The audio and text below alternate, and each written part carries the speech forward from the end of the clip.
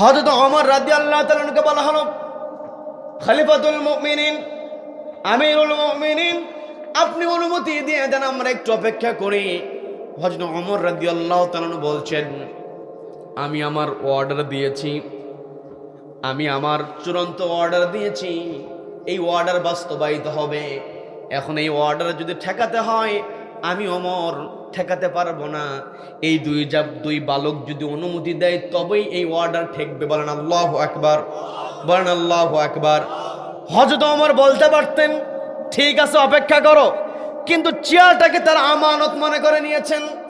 আমানত মনে করার কারণে তিনি হুকুম দিলেন না, বললেন তোমরা এই দুই বালককে ম্যানেজ করে যদি অপেক্ষা করতে পারো তবেই অপেক্ষা করা যাবে। এটা হলো ইসলামের ইতিহাস। আমি বানিয়ে বলছি নাকি? বানিয়ে বলছি। আজকে যদি ইসলাম থাকতো তাহলে সমাজের মধ্যে এইরকম অন্যায় হতো না। কথা বলেন ঠিক কিনা?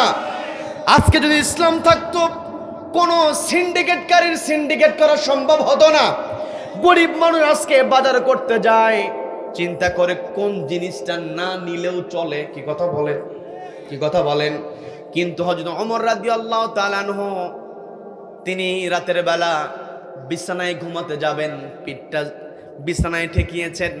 নবীজির ওই হাদিসের কথা মনে পড়েছে, ফাল আমিরু রাইন আলান নাস, যারা আমির হবে, নেতা হবে, আলান নাস, তারা মানুষের উপরে রাইন, দায়িত্বশীল। এই কথা মনে হওয়ার পরে হযরত ওমর আর ঘুমাতে পারেন না। অথচ আমার দেশে যারা দায়িত্ব পালন করেন, সামান্য একটা মেম্বার হয়ে যায়, ইউনিয়ন চেয়ারম্যান হয়ে যায়, এমপি হয়ে যায়, কিছুই থাকে না, 2 বছরের মাথায় শত শত কোটি টাকার মালিক হয়ে যায়। কথা বলেন ঠিক কিনা? আজকে ইসলাম থাকলে, আজকে কোরআনের আলোকে বিচার হলে, কলমের খোসা দিয়ে কেউ কোটি কোটি টাকা ইনকাম করতে পারতো না, চুরি করতে পারতো না। কথা বলেন ঠিক কিনা? আজকে আমার আপনার সামনে জুতা চোর চলে আসলে জুতা চোরকে আমরা মারতে যাই, অথচ কলমের খোসা দিয়ে যে অফিসার লক্ষ লক্ষ টাকা আত্মসাৎ করে, ওই অফিসারকে আমরা সালাম দেই। কথা বলেন? আজকে সবকিছু আমরা উল্টায় ফেলেছি। এই উল্টানো বিধান, এই উল্টানো সিস্টেমকে যদি সিধা করতে হয়, আউযু বিল্লাহি মিনাশ শাইতানির রাজীম, বিসমিল্লাহির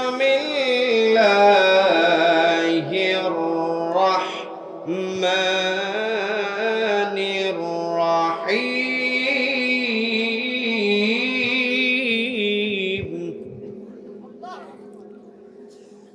ইয়া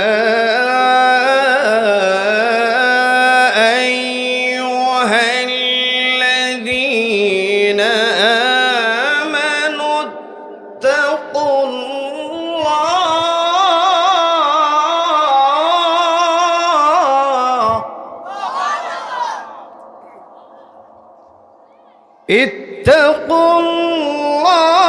ইত্তাকুল্লাহা ওয়ালতানযুর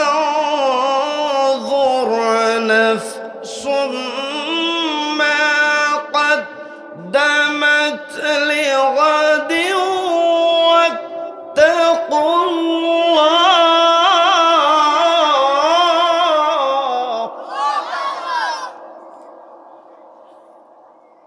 إن الله خبير بما تعملون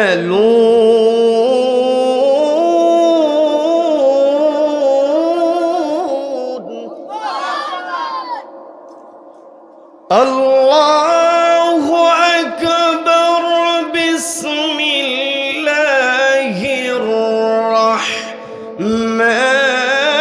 الرحيم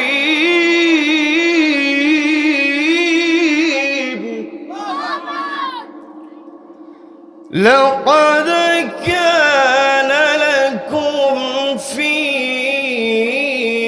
رسول الله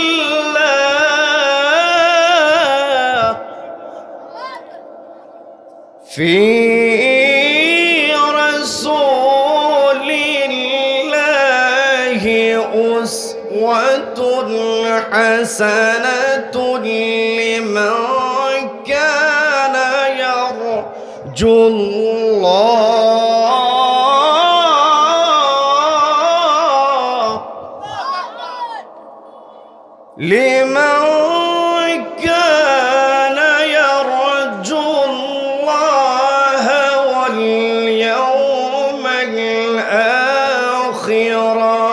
وذكر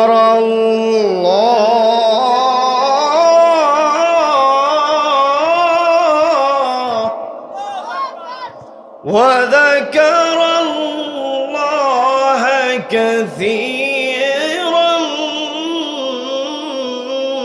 بسم الله الرحمن الرحيم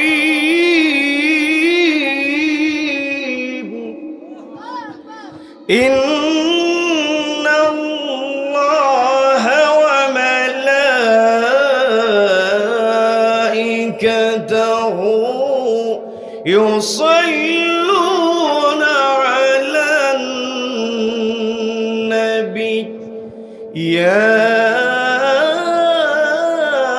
أيها الذين آمنوا صلوا عليه وسلموا تسليما اللهم صل على محمد وعلى آل محمد كما صليت على إبراهيم وعلى آل إبراهيم إنك حميد مجيد সবাই পড়েন اللهم بارك على محمد وعلى آل محمد كما باركت على إبراهيم وعلى آل إبراهيم إنك حميد مجيد বাংলাদেশের অন্যতম বিভাগীয় জেলা খুলনা জেলার দিঘলিয়া হাজিগ্রাম হাতেমিয়া বাহরুল উলুম মাদ্রাসা এতিমখানা কর্তৃক আয়োজিত ৫৪তম ঐতিহাসিক দিনব্যাপী বার্ষিক ওয়াজ মাহফিলের আজকের এই রহমতপূর্ণ বরকতপূর্ণ দ্বীনি মজলিসের সম্মানিত সুযোগ্য অনারেবল প্রেসিডেন্ট সভাপতিত্ব করছেন শাইখুল হাদিস আলহাজ হযরত মাওলানা মুফতি রশিদ আহমদ সাহেব, আজকের মাহফিলের সম্মানিত প্রধান অতিথি বাংলাদেশ জাতীয়তাবাদী দল বিএনপি কেন্দ্রীয় কমিটির তথ্য বিষয়ক সম্পাদক জননেতা জনাব আজিজুল বারী হেলাল সাহেব, আমার পূর্বে কথা বলেছেন বিশিষ্ট ইসলামী চিন্তাবিদ আলেমে দ্বীন আল ফাতেহ জামে মসজিদের সম্মানিত সুযোগ্য খতিব জনাব মাওলানা মুফতি ইসমাইল হাতেমি হাফিজাহুল্লাহ, কথা বলেছেন হাফেজ মাওলানা ফরিদ উদ্দিন আহমেদ সাহেব সহ আমন্ত্রিত মেহমানবৃন্দ, বিশেষ অতিথিবৃন্দ, উপস্থিত রয়েছেন হযরত উলামায়ে কেরাম, তলাবায়ে ইলম। বিশেষ করে আমার সামনে বসে আছেন অত্র এলাকার পার্শ্ববর্তী এলাকা হতে আগত কোরআন প্রেমিক, নবী প্রেমিক, তাওহীদ জনতা। পর্দার অন্তরাল থেকে শুনছেন আমার অত্যন্ত শ্রদ্ধেয় মা এবং বোনেরা। আলোচনার সূচনায় আমি আপনাদেরকে অভিনন্দন জানাচ্ছি, মোবারকবাদ জ্ঞাপন করছি। রব্বুল আলামিনের শেখানো ভাষায় বলছে আসসালামু আলাইকুম ওয়া রাহমাতুল্লাহি ওয়া বারাকাতুহু। সম্মানিত দ্বীনি ভাইয়েরা, আলোচনায় প্রবেশের পূর্বে আমি জানতে চাচ্ছি আপনারা সকলে কেমন আছেন? আমাদেরকে ভালো রেখেছেন কে? আমাদেরকে ভালো রাখার একমাত্র কেবলমাত্র কর্তৃত্ব কার হাতে? যে রব্বুল আলামিন আমাদেরকে ভালো রেখে সুস্থ রেখে সারাদিনের হাজারো কর্মব্যস্ততার পর ক্লান্ত শরীর নিয়ে যে সময়টাতে ঘরে ফেরার কথা ছিল, ঠিক সেই সময়টাতে ঘরের আকর্ষণকে প্রত্যাখ্যান করে কোরআনের আকর্ষণে যে মহান মনিব আমাদেরকে কোরআনের ময়দানে আসার বসার এবং কোরআনুল কারীম থেকে কিছু কথা বলা এবং শোনার মতো তৌফিক দান করলেন, সেই মহান মনিবকে খুশি করে আমরা সকলে এক জায়গায় বলে উঠছি আলহামদুলিল্লাহ। আবারও বলছি আলহামদুলিল্লাহ। আল্লাহু আকবার। লা ইলাহা ইল্লাল্লাহ। আল্লাহু আকবার। ওয়ালিল্লাহিল হামদ। ওয়ালিল্লাহিল হামদ। আমরা কৃতজ্ঞতা আদায় করলাম কার? জীবনের প্রত্যেকটা ক্ষেত্রে প্রশংসা হবে কার? আমাকে আপনাকে সৃষ্টি করেছেন কে? Allah is the creator of all creations. যত সৃষ্টি আছে সমস্ত সৃষ্টির স্রষ্টা হলে আল্লাহ। কাজেই এই পৃথিবীতে যদি প্রশংসা করতে হয়, প্রশংসা কেবল হবে আল্লাহর। আল্লাহ ব্যতীত অন্য কেউ প্রশংসিত হতে পারে? None can be praised, only Allah will be praised. সবাই চিৎকার দিয়ে বলেন আল্লাহু আকবার, আল্লাহু আকবার। এই যে আমরা আল্লাহর কৃতজ্ঞতা আদায় করলাম, আল্লাহর তাসবিহ জ্ঞাপন করলাম, শুধু আমরাই যে আল্লাহর তাসবিহ জ্ঞাপন করি তা কিন্তু নয়। জগতে যত সৃষ্টি আছে সব সৃষ্টি সবসময় স্মরণ করছে কাকে? সম্মানিত দিনী ভাইরা, সেই কথাটাই রব্বুল আলামিন সুন্দর করে জানিয়ে দিলেন। ইউসাব্বিহু লিল্লাহি মা ফিস সামাওয়াতি ওয়া মা ফিল আরদি লাহুল মুলকু ওয়া লাহুল হামদু ওয়া হুয়া আলা কুল্লি শাইইন কাদির।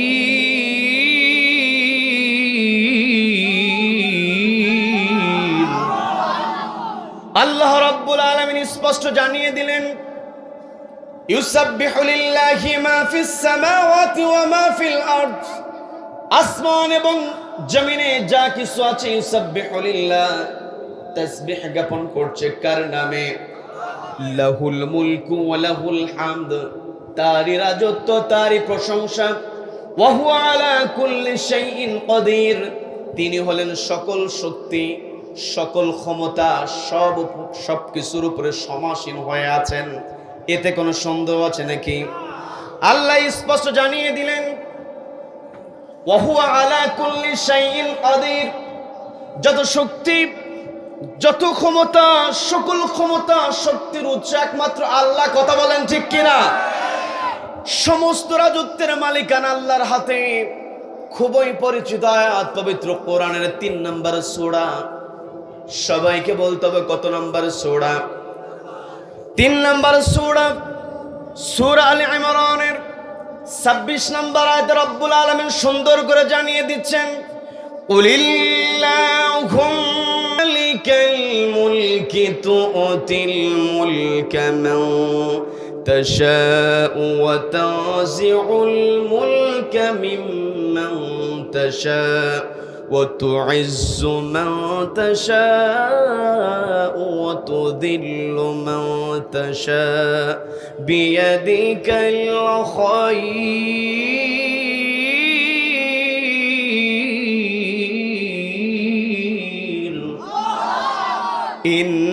ইন্নাকা আলা কুল্লি শাইইন কাদির।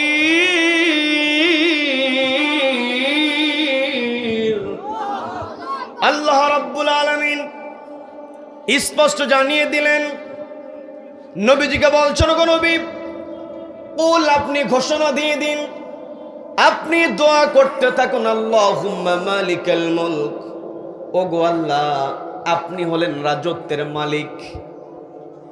কথাগুলো বোঝার চেষ্টা করবেন।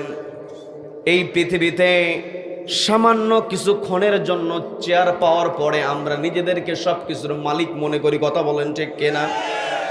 কিন্তু আল্লাহ স্পষ্ট জানিয়ে দিলেন, ওগো নবী, আপনি ঘোষণা দিয়ে দিন, মালিকাল মুলক, আপনি হলেন রাজত্বের মালিক।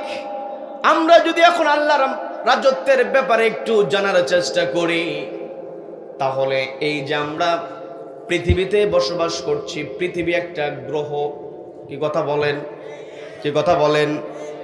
এই যে পৃথিবীতে আমরা বসবাস করি, এই পৃথিবীতে একটি নক্ষত্র থেকে আমাকে আপনাকে রব্বুল আলামিন আলো সরবরাহ করে থাকেন, তাপ সরবরাহ করে থাকেন। সেটা হলো সূর্য। এই পৃথিবীতে আমরা থাকি আর সূর্য থেকে আমাদের কাছে আলো চলে আসে। একটু বোঝার চেষ্টা করবেন, অসংখ্য অগণিত নক্ষত্র মিলে গ্যালাক্সি তৈরি হয়। আমার কথা আপনাদের কাছে বিরক্ত লাগছে নাকি?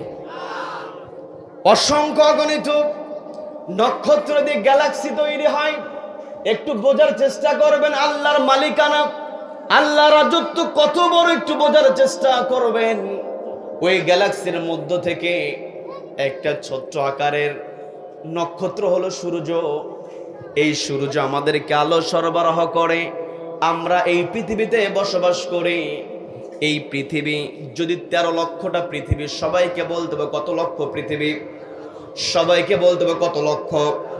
এই 13 লক্ষ পৃথিবী যদি সূর্যের গায়ের উপরে সেট করা হয়, তবুও জায়গায় খালি থেকে যায়। বলেন আল্লাহু আকবার। তার মানে আল্লাহ বিশাল সাম্রাজ্যের মালিক।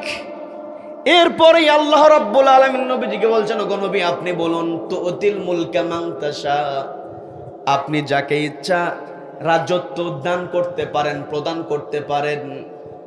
এরপরে আল্লাহ আবার নবীজিকে শিখিয়ে দিয়ে বলছেন, ওয়াতানজিউল মুলকা মিম্মান তাশা, আপনি যাকে ইচ্ছা যেমন ক্ষমতা দান করেন, আবার যার কাছ থেকে ইচ্ছা তানজিউল মুলক, ক্ষমতা আপনি কেড়ে নিতে পারেন। কি কথা বলেন, কি কথা বলেন? আল্লাহ রাব্বুল আলামিন এই পৃথিবীতে মানুষদেরকে রাজত্ব ক্ষমতা একটা সীমা পর্যন্ত রব্বুল আলামিন দিয়ে থাকেন। ওই সীমা যখন চেয়ারে বসার পরে মানুষ অতিক্রম করে ফেলে, রব্বুল আলামিন তানজিউন, টান দিয়ে ওই ক্ষমতা থেকে নামায় দেন। এতে কোনো সন্দেহ আছে নাকি? এই তানজিউন শব্দটা এসেছে নাজউন থেকে। এখানে অনেক আলেম ওলামা আছেন, তারা সহজেই বুঝবেন। আমি আপনাদেরকে বুঝিয়ে দেওয়ার চেষ্টা করছি। সেটা হলো এই নাজউন শব্দের আরেকটা ব্যবহার রব্বুল আলামিন পবিত্র কোরআনের আরেকটা সূরা, সূরা নাজিআতে ব্যবহার করেছেন। আল্লাহ বলছেন ওয়ান নাজিআতি গারকা, আল্লাহ শপথ করে বলছেন, শপথ ওই সমস্ত ফেরেশতাদের যারা রুহটা টান দিয়ে বের করে কেড়ে নিয়ে নেয়। তার মানে এই পৃথিবীতে একদল মানুষ ক্ষমতায় বসার পরে ক্ষমতার ছাড়তে চাইবে না। যখন সীমা অতিক্রম করবে, রব্বুল আলামিন টান দিয়ে ক্ষমতা থেকে নামায় দেবেন। কথা বলেন ঠিক কিনা?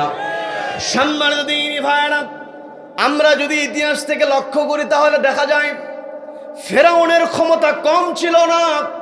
দীর্ঘদিন হায়াত রব্বুল আলামিন ওই ফেরাউনকে দিয়েছিলেন। ওর কোনো রোগ শোক ছিল না। ও যখন ক্ষমতা পেয়েছে, নিজেকেই যখন খোদা দাবি করে বসলো, আমাকে চেয়ার থেকে কেউ নামাতে পারবে না, এমন কথা যখন বলে বসলো, রব্বুল আলামিন ওই ফেরাউনকে পানিতে চুবিয়ে মেরেছিলেন। কথা বলেন ঠিক কিনা? শুধু তাই নয়, আল্লাহ রাব্বুল আলামিন যারা পৃথিবীতে সীমা লঙ্ঘন করবে, এই পৃথিবীতে যারা জুলুম চালাবে, নির্যাতন করবে, ওই জালিমদেরকে আল্লাহ রাব্বুল আলামিন ক্ষমতা থেকে নামানোর জন্য, ওদের কাছ থেকে ক্ষমতা কেড়ে নেওয়ার জন্য রব্বুল আলামিন বড় কোনো অস্ত্র ব্যবহার করেন না। আমরা দেখেছি নমরুদকে রব্বুল আলামিন ক্ষমতা থেকে নামায়েছেন সামান্য ল্যাংড়া মশা দিয়ে। কথা বলেন যে কেরা? আবার আমরা জ্বলন্ত প্রমাণ, এগুলো তো আমরা শুনছি ইতিহাসের আলোকে, আমরা আমাদের জেনারেশনের পর জেনারেশন বর্ণনার আলোকে আমরা জেনেছি। নমরুদের ঘটনা কোরআনের মধ্যে আছে, এরপরে ফেরাউনের ঘটনা কোরআনের মধ্যে আছে, আরো জালিমদের কথা আমরা নবীজির কাছ থেকে জানতে পেরেছি। কিন্তু বর্তমানে অল্প কিছুদিন পূর্বে আমরা যেটা লক্ষ্য করেছি, এই বাংলার জমিনে যে লেডি ফেরাউন ছিল, একেও নামানোর ক্ষেত্রে আল্লাহ কোনো বড় অস্ত্র ব্যবহার করলেন না, শক্তিশালী কোনো ইউনিট ব্যবহার করলেন না। নিরস্ত্র ছাত্র জনতাকে সামনে দিয়া রব্বুল আলামিন ওই লেডি ফেরাউনকে পালাতে বাধ্য করেছেন। কাজে আমাকে আপনাকে বুঝতে হবে, আমাকে আপনাকে বোঝার চেষ্টা করতে হবে, এই পৃথিবীতে রব্বুল আলামিন আমাকে আপনাকে পাঠিয়েছেন। আমার আপনার দায়িত্ব আছে, এই দায়িত্ব ভুলে গেলে হবে না। এই পৃথিবীতে আমরা এসেছি এই পৃথিবীতে চলার জন্য। আমরা যদি এই পৃথিবীতে সফল হতে চাই, এই পৃথিবীতে সফল হতে হলে আমাদেরকে একটি কিতাবকে মানতে হবে। সেই কিতাবের নাম কি? সবাইকে বলতে হবে কিতাবের নাম কি? এই কোরআন যারা মানবে, এই কোরআন যাদের সঙ্গে থাকবে, এদেরকে কেউ কখনো ব্যর্থ করতে পারবে না। যারা কোরআনওয়ালা হয় এদেরকে কখনো পালাতে হয় না। যারা কোরআনের বিরুদ্ধে চলে যায়, কোরআনওয়ালাদের বিরুদ্ধে যারা চলে যায়, যতই ক্ষমতা থাকুক না কেন, ওরা মনে করে চেয়ারে বসেছি, সফল হয়েছে। কিন্তু চেয়ারে বসা, টাকার মালিক হওয়া, ব্যাংক ব্যালেন্স বানানো, এই যে আলিশান বাড়ি তারা করেছিল, আজকে তারা কোথায় থাকবে? নিজের বাড়ি ঘর ছেড়ে পালিয়ে বেড়াচ্ছে। কথা বলেন যে কেনা? এখান থেকে আমাকে আপনাকে শিক্ষা নিতে হবে। রব্বুল আলামিন আমাকে আপনাকে জ্বলন্ত দৃষ্টান্ত দিয়েছেন। এই দৃষ্টান্ত পাওয়ার পরেও যদি আমি আপনি আল্লাহর হুকুম মেনে না চলি, কোরআন অনুযায়ী নিজের জীবনটাকে যদি না সাজাই, আপনাদেরকে একটা এক্সাম্পল দিয়ে আমি আলোচনায় প্রবেশ করব। বিরক্ত হবেন নাকি? উঠতে একটু দেরি হয়েছে, নামতে দেরি হবে, থাকবেন তো? কি থাকবেন তো? দেখি তো কারা কারা চলে যাবেন। তার মানে সারা রাত বক্তা কাত, বক্তা সোজা থাকুক আর কাত হয়ে পড়ুক। কোরআন এমন একটি কিতাব, এই কোরআন শুধু সারা রাত হবে না, যতদিন পর্যন্ত পূর্ব দিগন্ত সূর্য উদিত হয় পশ্চিম আকাশে অস্ত যাবে, ততদিন পর্যন্ত কোরআনের কথা হবে। কোন কোরআন বিদ্বেষী কোরআনকে থামাতে পারবে না। কারা কারা মতের পক্ষে দুহাত আল্লাহকে দেখান। এই দিঘলিয়ে তাকবীর দেওয়ার কেউ নাই?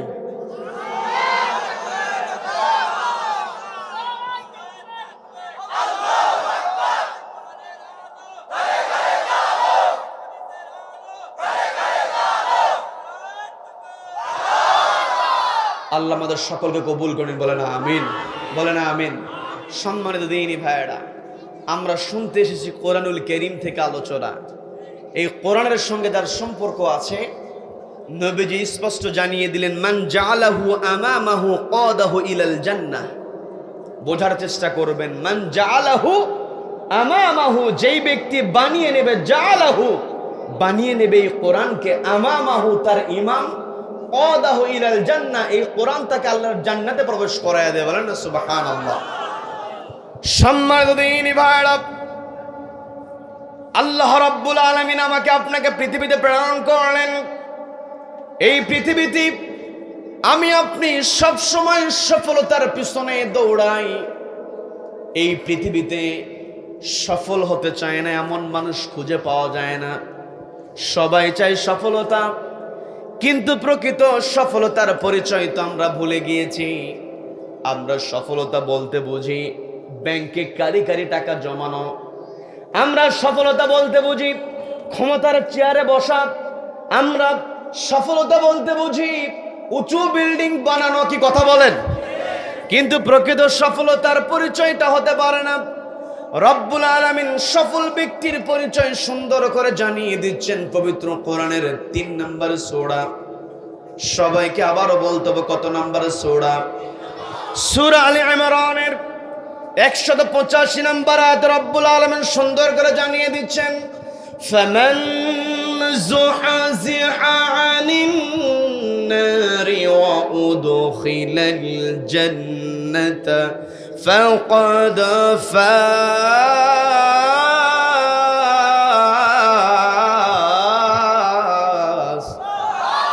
আল্লাহ রাব্বুল আলামিন স্পষ্ট জানিয়ে দিলেন, ফামান যুহযিহা আনিন নার, যেই ব্যক্তি নিজেকে জাহান্নামের আগুন থেকে বাঁচাতে পারবে, ওয়া উদখিলাল জান্নাহ এবং জান্নাতে প্রবেশ করতে পারবে, ফাকাদ ফাজ, ওই ব্যক্তি প্রকৃত সফল। তার মানে নিজেকে যদি জাহান্নাম থেকে বাঁচাতে পারি আর জান্নাতে প্রবেশের যোগ্যতা অর্জন করতে পারি, তবেই আমরা সফল। চেয়ারে বসা বড় সফলতা নয়। আবার এই চেয়ারে যারা বসবে, এই চেয়ারে বসার পরে যদি দায়িত্ব যথাযথভাবে পালন করতে পারে, নবীজি জানিয়ে দিলেন কিয়ামতের কঠিন ময়দানে যখন সূর্য মাথার কাছাকাছি চলে আসবে, ওই দিন আল্লাহর আরশের ছায়া ছাড়া কোনো ছায়া থাকবে না। ওই আরশের নিচে রব্বুল আলামিন 7 শ্রেণীর মানুষকে জায়গা দেবেন। 1 নম্বরে বলা হয় ইমামুন আদিলুন।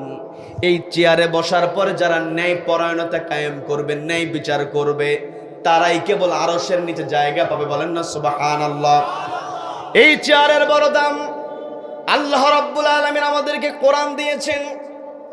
এই কোরআনকে সামনে রেখে আমাকে আপনাকে চলতে হবে। এই কোরআনের সঙ্গে যারা থাকে তাদেরকে যতই নির্যাতনের সম্মুখীন করা হোক না কেন, তাদের প্রতি যতই অত্যাচার করা হোক না কেন, এই কোরআনওয়ালাদেরকে নির্যাতন করে কোরআনওয়ালাদের হাসি কেউ কেড়ে নিতে পারে না। কথা বলেন ঠিক কিনা? দিনের পর দিন রিমান্ডে রেখে অসুস্থ বানিয়ে দেয়, এমন ঘটনা আছে না নাই? অসুস্থ বানিয়ে ফেলেছি। আমরা দেখেছি আল্লামা মামুনুল হক তিনি যখন বজ্র কণ্ঠে কথা বলেছিলেন, শক্তিশালী মানুষ, তাকে রিমান্ডে নিয়ে এমন অবস্থা করেছে তিনি নিজে একাকে হাঁটতে পারে না, এমন দৃশ্য আমরা দেখেছি। কথা বলেন ঠিক কিনা?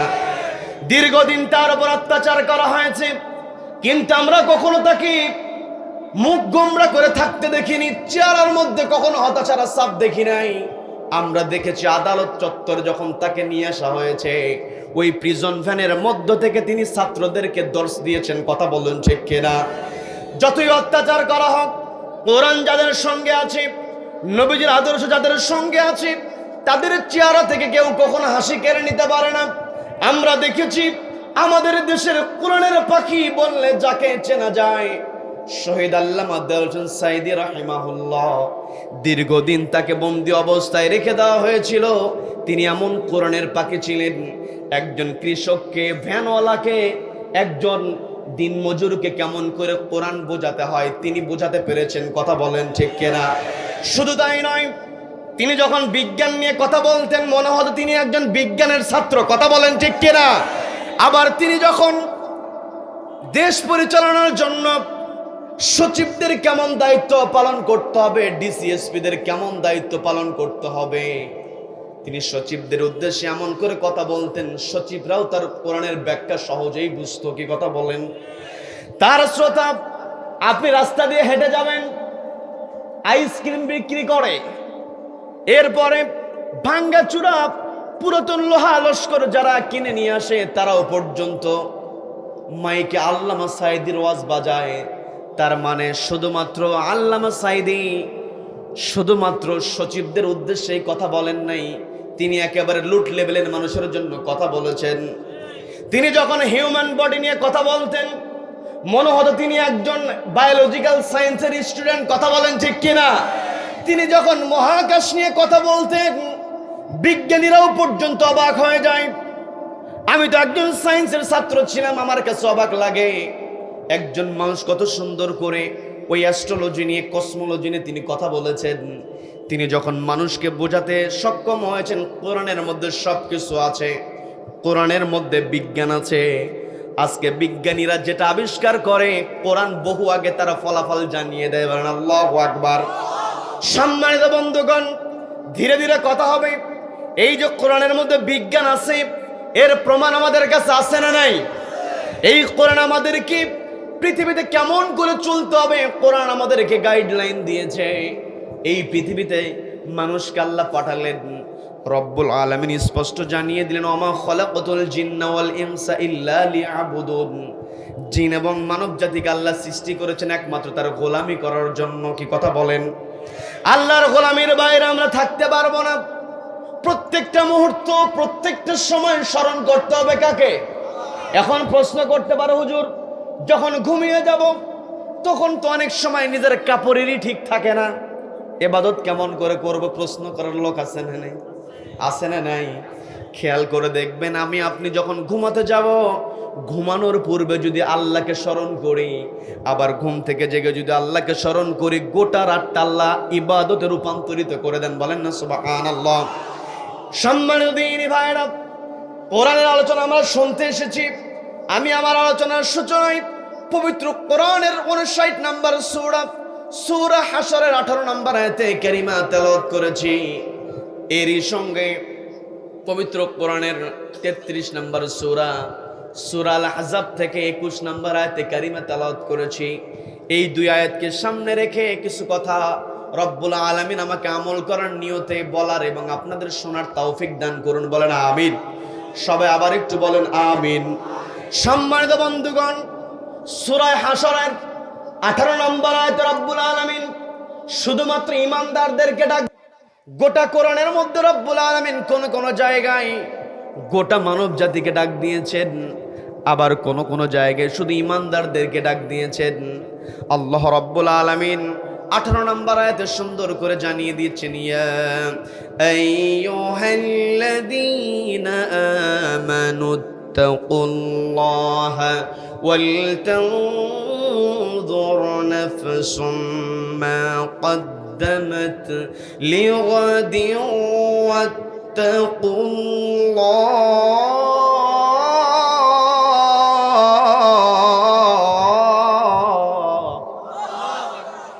إن الله خبير بما تعملون।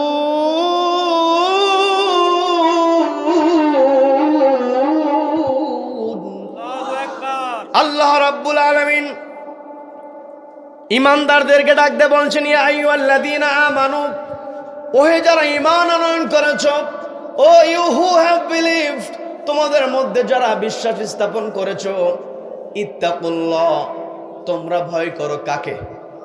সবাইকে বলতে হবে কাকে? আল্লাহকে ভয় করো। তার মানে এই পৃথিবীতে ঈমানদারদের দায়িত্ব হলো আল্লাহকে ভয় করতে হবে, আল্লাহকে ভয় করতে হবে। এরপরে রব্বুল আলামিন বলছেন, ওয়ালতানযুর নাফসুম মা কদ্দামাত লিগাদ, প্রত্যেকটা মানুষের চিন্তা করা উচিত, প্রত্যেকটা মানুষের যেই প্রাণ আছে, যেই মন আছে, নফস যাদের আছে, নফসওয়ালাদের চিন্তা করা উচিত। ওয়ালতানযুর, তাদের চিন্তা করা উচিত। মা কদ্দামাত লিগাদ, আগামী দিনের জন্য সে কি পাঠিয়ে দেয়। তার মানে আমি আপনি এই পৃথিবীতে যেই কাজগুলো করছি, এগুলো আমাদের আখিরাতের জিন্দেগির জন্য, আমাদের পরকালীন জিন্দেগির জন্য এগুলো জমা হয়ে থাকছে। কথা বলেন, কি কথা বলেন? আমি আপনি কি কাজ করছি সবকিছু আল্লাহ দেখছেন। কি কথা বলেন? আমার আপনার কাদের উপরে কিরামা কাতিবিনা ইয়ালামুনা মা তাফআলুন, আমি আপনি যা কিছু করছি সবকিছু লিপিবদ্ধ হচ্ছে। শুধু তাই নয়, এই যে আমার ডান পাশে ক্যামেরা, বাম পাশে ক্যামেরা, আমি যেই জায়গায় যে কথাগুলো বলছি, এখান থেকে নেমে যাওয়ার পরে এই কথাগুলোকে অস্বীকার করার কোনো উপায় আছে নাকি? সবাই বলেন, উপায় আছে নাকি? অস্বীকার করার কোনো উপায় নাই। আমি আপনি যেখানে যেই কাজ করি না কেন, সব কিছু রব্বুল আলামিন এগুলো রেকর্ড করছেন, ধারণ করছেন। আল্লাহ রাব্বুল আলামিন প্রত্যেকটা মানুষের শরীরের মধ্যে মেমোরি কার্ড সেট করে দিয়েছেন। বলেন আল্লাহু আকবার, বলেন আল্লাহু আকবার।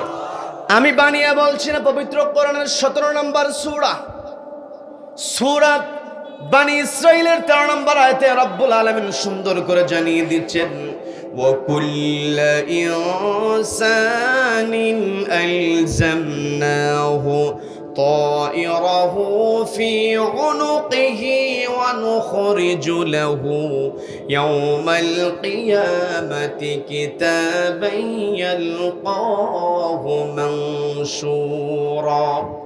আল্লাহ রাব্বুল আলামিন বলছেন, ওয়া কুল্লু ইনসানিন, প্রত্যেকটা মানুষের ক্ষেত্রে, আলজামনাহু, আমি সেট করে দিয়েছি, আমি রেখে দিয়েছি, তাইরাহু, তার আমলনামা, ফি উনুকিহি, তার কাঁধের উপরে, ওয়া নুখরিজু লাহু ইয়াউমাল কিয়ামা, তার আমলনামা আমি কিয়ামতের কঠিন ময়দানে খুলে বের করে নিয়ে আসব। এই যে আমার পাশে ক্যামেরাগুলো আপনারাও দেখতে পাচ্ছেন, এই ক্যামেরাগুলো আমার কথাগুলো রেকর্ড করছে, আমাকে ভিডিও ধারণ করছে। এই ক্যামেরার কিন্তু মেমোরি আছে, যেই মেমোরিতে ভিডিওগুলো জমা হয়, এই মেমোরির ভিডিওগুলো যদি প্রজেক্টরে দেখানো হয়, ওই ক্যামেরা থেকে খুলে ফেলতে হয়। কথা বলেন ঠিক কিনা? কিয়ামতের কঠিন ময়দানে কে কোথায় কত গোপনে অন্যায় করেছে, আর কে কোথায় আল্লাহর সন্তুষ্টির জন্য কাজ করেছে, সবকিছু আল্লাহ রেকর্ড করছেন। কথা বলেন, কথা বলেন। কোন জায়গায় বসে তুমি ভালো মানুষের বিরুদ্ধে ষড়যন্ত্র করেছো, কোন জায়গায় বসে তুমি ভালো মানুষকে ফাঁসানোর জন্য পরিকল্পনা করেছো, প্রত্যেকটা পরিকল্পনার রেকর্ড কার কাছে জমা আছে? সবাইকে বলতে হবে কার কাছে জমা আছে। আল্লাহ রাব্বুল আলামিন আমার আপনার কাঁধের ওপর থেকে মেমোরি কার্ডটা খুলে বের করবেন। ওই দিন আমি আপনি আমার আপনার আমলনামা যদি দেখতে চাই, রব্বুল আলামিন কিয়ামতের কঠিন ময়দানে প্রজেক্টরে দেখাবেন। এতে কোনো সন্দেহ আছে নাকি? সবাইকে বলতে হবে, তো কোনো সন্দেহ আছে নাকি? তার মানে আমি আপনি যেখানেই যাই না কেন সবকিছুই রব্বুল আলামিন জানেন, সবকিছু আল্লাহ রব্বুল আলামিন দেখছেন। আল্লাহ রব্বুল আলামিন এই পৃথিবীতে আমাকে আপনাকে পাঠিয়ে দিয়ে বলছেন, ইত্তাকুল্লাহ, আমি আল্লাহ, আমাকে ভয় করো। ওয়াল তানজুর নাফসুম মা কদ্দামাত লিগাদ, আগামী দিনের জন্য কোন কাজগুলো জমা করছো, পাঠিয়ে দিচ্ছ, এগুলো সম্পর্কে চিন্তা করো, গবেষণা করো। এরপরে আল্লাহ আবারও বললেন ওয়াত্তাকুল্লাহ। শুরুতেও বললেন আমাকে ভয় করো, আল্লাহকে ভয় করো, শেষেও বললেন আল্লাহকে ভয় করো। তার মানে আল্লাহকে ভয় করা ছাড়া বিকল্প কোনো পথ থাকতে পারে না। আমি আপনি যদি এই পৃথিবীতে আল্লাহকে ভয় করে চলতে চাই, তাহলে আমাকে আপনাকে কোরআনের বিকল্প কোনো কিছু আছে নাকি? কোরআনের বিকল্প কোনো কিছু নাই। আমি সরাসরি বলি, এই কোরআন যদি আমি আপনি মানতে চাই, তাহলে আমাকে আপনাকে নবীজিকে অবশ্যই মানতে হবে। কথা বলেন। কোরআন মানতে হলে নবীজিকে মানতে হবে। নবীজির ব্যাপারে আয়েশা সিদ্দিকা রাদিয়াল্লাহু তাআলা আনহাকে জিজ্ঞাসা করা হলো, নবীজির চরিত্র সম্পর্কে একটু বলুন। আয়েশা সিদ্দিকা রাদিয়াল্লাহু তাআলা আনহা বলছেন, আয়েশা সিদ্দিকা রাদিয়াল্লাহু তাআলা আনহা তিনি স্পষ্ট জানিয়ে দিলেন, কানা খুলুকুহুল কোরআন, নবীজির চরিত্র আর কি বলবো, নবীজির চরিত্রটা হলো গোটাটাই কোরআন। বলেন আল্লাহু আকবার। কোরআনে যা আছে, নবীজির জীবনীতে তা আছে, নবীজির জীবনীতে যা আছে কোরআনেই তা আছে। আর এই কোরআন যদি মানতে চাই, আমাকে আপনাকে রব্বুল আলামিন অর্ডার দিয়েছেন। আমি তো আরেকটা আয়াতে কারিমা তেলাওয়াত করেছিলাম, সূরা আহজাবের 21 নম্বর আয়াত, খুবই পরিচিত আয়াত। আপনারা যদি আমার সঙ্গে ঠোঁটটা মিলিয়ে পড়েন, আমলনামায় সব যুক্ত করবেন কে?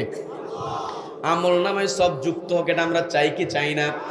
সবাই আমার সঙ্গে পড়েন, লাকাদ কানা লাকুম ফি রাসূলিল্লাহি উসওয়াতুন হাসানাতুন লিমান কানা ইয়ারজুল্লাহা ওয়াল ইয়াওমাল আখির ওয়া যাকারাল্লাহ।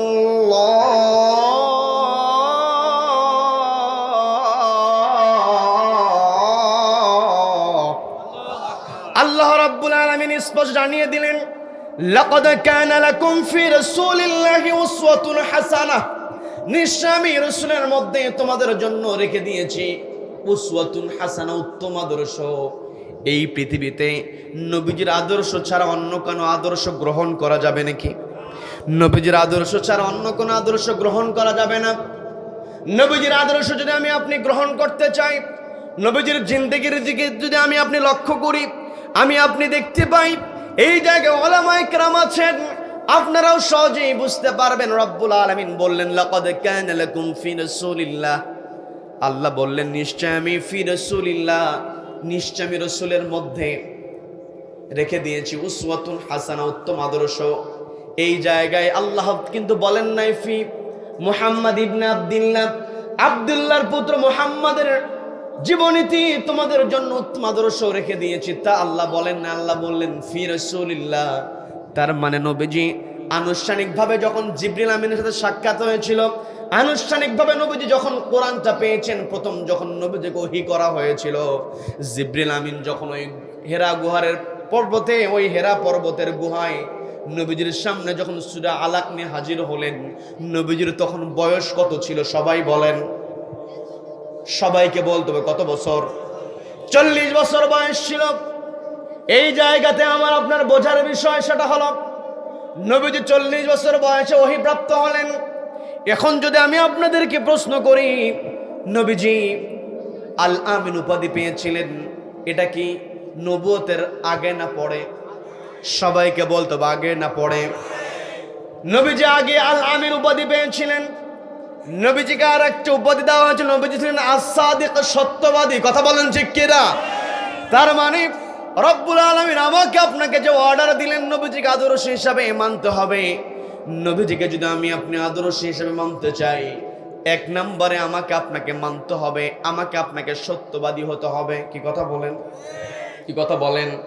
নামের সামনে মুহাম্মদ লাগিয়ে দিয়েছি, নামের সঙ্গে মুহাম্মদ আছে, কিন্তু সারাদিনে যতগুলো কথা বলে শুধু মিথ্যা কথাই বলে। কি কথা বলেন? নামের সামনে শুধুমাত্র মুহাম্মদ লাগালেই হবে না, মুহাম্মদ সাল্লাল্লাহু আলাইহি ওয়াসাল্লামের যে বৈশিষ্ট্য, সত্য কথা বলতে হবে। নবীজির পরিচয় হলো আল আমিন। আল আমিন উপাধি পেয়েছিলেন, নবীজি আমানতদার ছিলেন বলে। কি কথা বলেন? নবীজি কেমন আমানতদার ছিলেন একটু বোঝার চেষ্টা করেন। নবীজি মক্কা থেকে মদিনায় হিজরত করেছিলেন। এই নবীজি, আমাদের নবী, এই কোরআনের দাওয়াত যখন দিয়েছিলেন, নবীজির বিরুদ্ধে 3টা ষড়যন্ত্র হয়েছিল। সবাইকে বলতে হবে কতগুলো ষড়যন্ত্র। রব্বুল আলামিন সুন্দর করে সূরা আনফালের 30 নম্বর আয়াতে বলছেন, ওগো নবী স্মরণ করুন সেই সময়ের কথা। ওয়া ইদ ইয়ামকুরু বিকাল্লাযীনা কাফারু লিয়ুসবিতুকা আও ইয়াকতুলুকা আও ইউখরিজুকা ওয়া ইয়ামকুরুনা ওয়া ইয়ামকুরুল্লাহ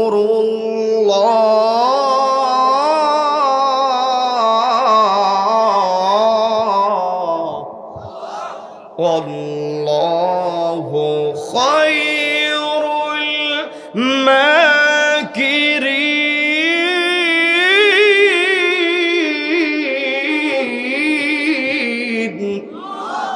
আল্লাহ রাব্বুল আলামিন নবীজিকে বলছেন, গো নবী স্মরণ করুন সেই সময়ের কথা।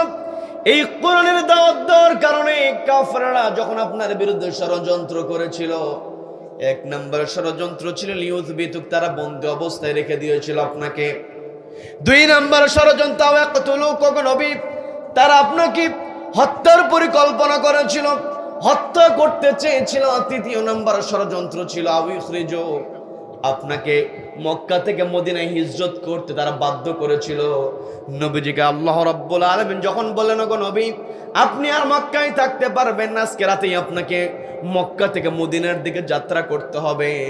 নবীজিকে অর্ডার দেওয়ার সঙ্গে সঙ্গে নবীজি সবার আগে ডাক দিলেন হযরত আলী রাদিয়াল্লাহু তাআলা আনহুকে। হযরত আলীকে ডাক দিয়েছেন। এই জায়গা আপনাদের আবার একটু ক্লিয়ার করে দিই, সেটা হলো নবীজিকে যখন আল্লাহ রাব্বুল আলামিন হিজরতের ইঙ্গিত দিয়েছিলেন, হিজরত করতে হবে এরকম আওয়াজ যখন নবীজিকে দিয়েছিলেন, নবীজি সবার আগে বলেছিলেন হযরত আবু বকর সিদ্দিক রাদিয়াল্লাহু তাআলা আনহুকে। আর যখন সরাসরি অর্ডার দেওয়া হলো, সরাসরি অর্ডার পাওয়ার পর নবীজি সবার আগে ডাক দিলেন হযরত আলী রাদিয়াল্লাহু তাআলা আনহুকে। ডাক দিয়ে বলছেন, ও আলী আজকে রাতে আমাকে মক্কা থেকে মদিনায় চলে যেতে হবে। নবীজি মক্কা থেকে মদিনায় চলে গিয়েছিলেন নিজের ব্যক্তিগত কোনো স্বার্থ নয়, তিনি চেয়েছিলেন আল্লাহর জমিনে একটি বিধান কায়েম করার জন্য। সেই বিধানের নাম কি? সবাইকে বলতে হবে বিধানের নাম কি? আজও আমি আপনি যদি কোরআনের দাওয়াত দিতে চাই, আমাকে আপনাকে যদি বন্দী অবস্থায় থাকতে হয়, আমাকে আপনাকে যদি মৃত্যুবরণ করতে হয়, শহীদ হতে হয়, আমাকে আপনাকে যদি ঘর বাড়ি ছাড়া হতে হয়, আমাকে আপনাকে এগুলো মেনে নিতে হবে। এগুলো যদি মেনে নিতে পারি তবে আমার আপনার মধ্যে নবীজির আদর্শ থাকবে। কথা বলেন ঠিক কিনা? সম্মান দেইনি ভাড়া। নবীজি হযরত আলীকে ডাক দিয়ে বলেন, আজকে রাতে আমাকে চলে যেতে হবে। হযরত আলী বললেন, ইয়া রাসূলুল্লাহ, ইয়া হাবিবাল্লাহ, আপনি যখন রওনা হয়ে যাবেন তাহলে এই পথ দিয়ে যদি আপনি যেতে পারেন তাহলে আপনার জন্য সহজ হবে, কাফেররা আপনাকে ধরতে পারবে না। নবীজি বলছেন, ও আলী তোমাকে আমি ডাক দিয়ে নিয়ে এসেছি রাস্তা শিখিয়ে নেওয়ার জন্য, তোমাকে আমি ডাক দেই নাই, তাহলে আমাকে কেন ডাক দিয়েছেন? আমি তোমাকে ডাক দিয়েছি, এই মক্কার লোকেরা আমার বিরুদ্ধাচরণ করেছে, আমার বিরুদ্ধে ষড়যন্ত্র করেছে, আমাকে হত্যার পরিকল্পনা করেছে, আমাকে বন্দী অবস্থায় রেখে দিয়েছি, আমাকে জন্মভূমি ছেড়ে চলে যেতে বাধ্য করেছে, কিন্তু এই মক্কার লোকেরা আমাকে সবচাইতে বেশি বিশ্বাস করেছে, যার কারণে নিজের দলের লোকজন, নিজের গোত্রের লোকজনকে বিশ্বাস না করে আমাকে তাদের মূল্যবান সম্পত্তিগুলো আমার কাছে জমা রেখে দিয়েছে, আমার কাছে আমানত হিসেবে জমা দিয়েছে। আজকে রাতে যদি আমি এই আমানতগুলো মক্কার লোকদেরকে বুঝিয়ে না দিয়েই চলে যাই তাহলে তো আমি তো আমানতের খেয়ানতকারী হয়ে যাব। কাজে আগামীকালকে সূর্যোদয়ের পরে এই মক্কার লোকেরা যারা আমাকে বিশ্বাস করে আমানত রেখে দিয়েছিল, এদেরকে আমানতগুলো আগামীকালকে বুঝিয়ে দেব। বলেন না সুবহানাল্লাহ, বলেন সুবহানাল্লাহ। কেমন আমানত নবীজির মধ্যে ছিল! নবীজি চাইলে ওগুলো নিয়ে চলে যেতে পারতেন। আমি আপনি হলে কি করতাম? যে এলাকার লোকের আমাকে থাকতে দেয় না, যেই প্রতিবেশী আমাকে থাকতে দিল না, সেই প্রতিবেশীর সম্পদ কি বুঝিয়ে দেব? আমি আপনি ওই সম্পত্তি নিয়ে ভেঙে যেতাম। কিন্তু নবীজি শিখিয়ে দিলেন, না না, তোমরা এটা করতে পারবে না। আমানতের দায়িত্বটা সবচাইতে বড়। কি কথা বলেন? নবীজির 1 নম্বর বৈশিষ্ট্য, নবীজি ছিলেন সত্যবাদী। 2 নম্বর বৈশিষ্ট্য, নবীজি ছিলেন আমানতদার। এই পৃথিবীতে মানুষের মধ্যে যে 4টা বিষয় থাকে, সবাইকে বলতে হবে কয়টা বিষয়? 4টা বিষয় যদি মানুষের মধ্যে থাকে, তাহলে ওই মানুষের হারানোর আর কিছুই থাকে না। 1 নম্বর হিফযু আমানাতিন, আমানতের হেফাজত। যেই ব্যক্তি আমানতের হেফাজত করতে পারে, তার হারানোর কিছুই থাকে না। 2 নম্বর ওয়াসিদকু হাদিসিন, যেই ব্যক্তি সত্য কথা বলে, আমার আপনার হারানোর কোনো ভয় থাকবে না যদি আমি আপনি সত্য কথা বলি। কথা বলেন ঠিক কিনা? সত্যবাদী আমাকে আপনাকে হতে হবে। 1 নম্বর আমানতের হেফাজত করতে হবে। 2 নম্বরে আমাকে সত্যবাদী হতে হবে। এই যে সত্যবাদী, কেমন সত্যবাদী? নবীজির সাহাবী হযরত ওমর রাদিয়াল্লাহু তাআলা আনহুর দরবারে 2 জন বালক, সবাইকে বলতে হবে কয়জন বালক? সবাইকে বলতে হবে কয়জন বালক? 2 জন বালক একজন যুবককে টেনে হিজরত ওমরের দরবারে হাজির করলো। হযরত ওমর রাদিয়াল্লাহু তাআলা আনহু প্রশ্ন করছেন, 2 বালককে বলছেন, কি ব্যাপার, তোমরা 2 জন মিলে তোমাদের কি হয়েছে? এই যুবককে টেনে হিঁচড়ে কেন হাজির করছো? কারণটা কি?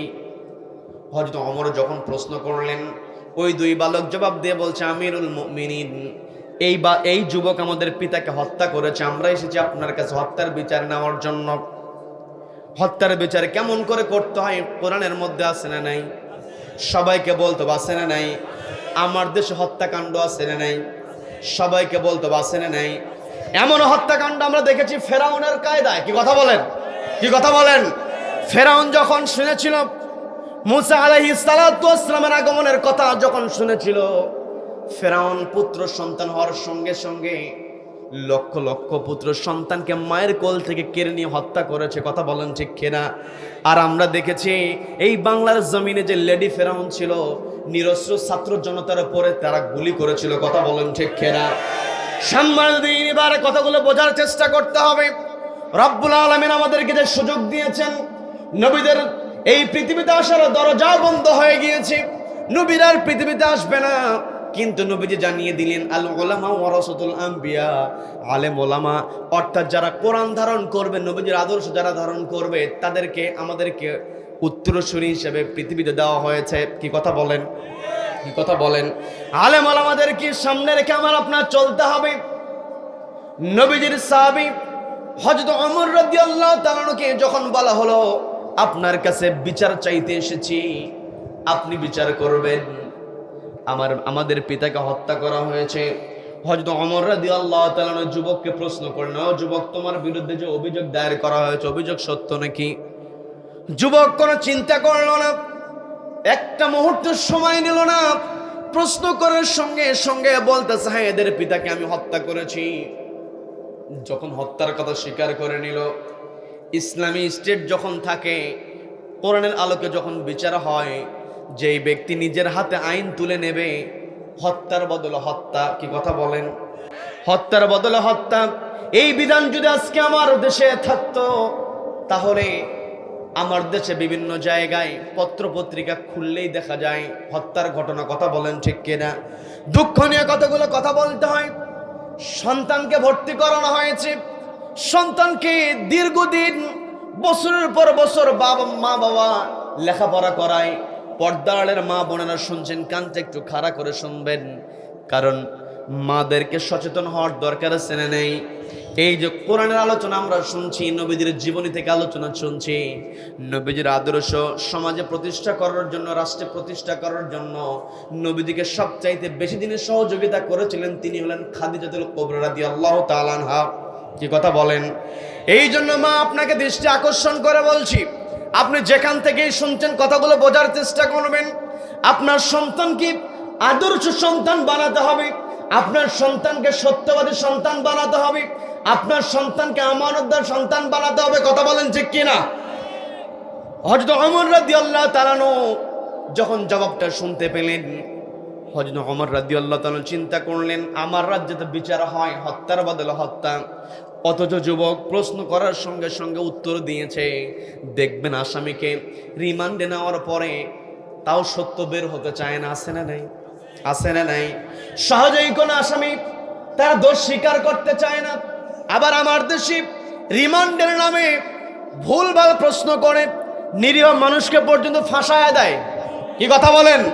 এই যে সম্প্রতি কয়েকদিন আগে বগুড়াতে একটা হত্যাকাণ্ড সংঘটিত হয়েছিল, একজন নারীকে হত্যা করা হয়েছে, আপনার সকলে হয়তো জানেন। আমি শুধু বোঝানোর জন্য বলছি, বিরক্ত হচ্ছেন নাকি?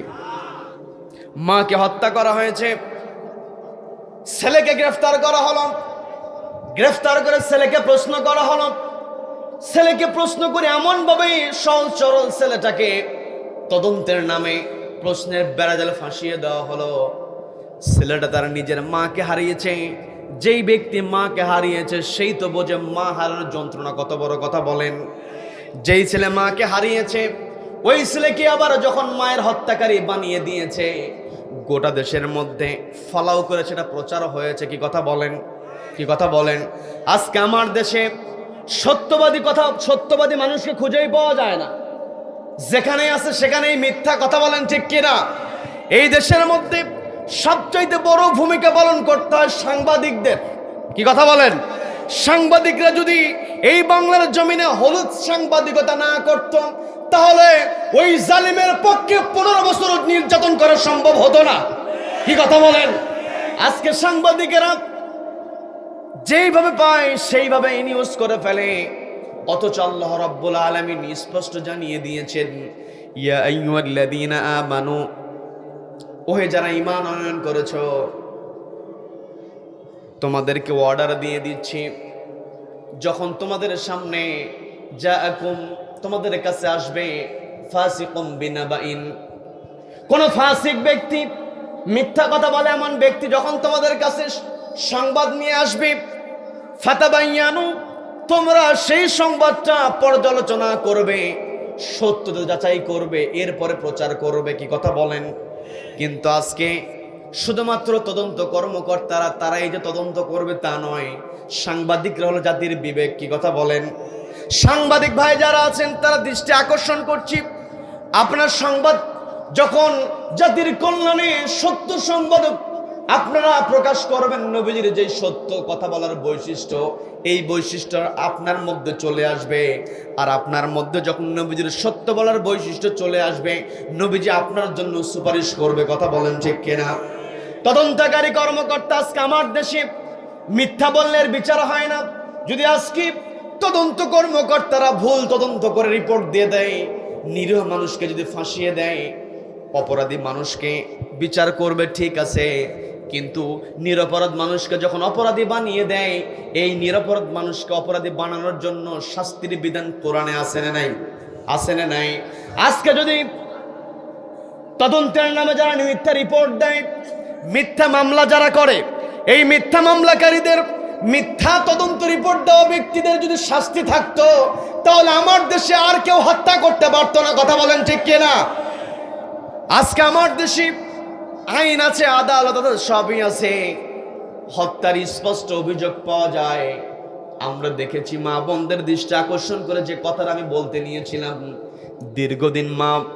দীর্ঘদিন বাবা সন্তানকে লেখাপড়া করায়, ইউনিভার্সিটিতে ভর্তি করিয়ে দেওয়া হয়। ইউনিভার্সিটিতে ভর্তি হওয়ার পরে ওই সন্তান একটা হলের সিটের কারণে আরেকজন বন্ধুকে মারতে মারতে মেরে ফেলে, এমন ভিডিও ফুটেজ আমরা দেখেছি। কথা বলেন ঠিক কিনা? ওই ভিডিও ফুটেজ আমরা দেখেছি। বিচার কোথায় হয়? কি কথা বলেন? আজকে যদি একজন হত্যাকারীকে ওই বাইতুল মুকাররমের সামনে অথবা হাইকোর্টের সামনে ওই হত্যাকারীকে প্রকাশ্যে যদি ফাঁসির কাস্টে ঝোলানো হতো, তার কাঁধের উপর থেকে যদি কল্লা নামিয়ে দেওয়া হতো, বাকি কোনো ব্যক্তি হত্যা করার সাহস পেত না। কথা বলেন ঠিক কিনা?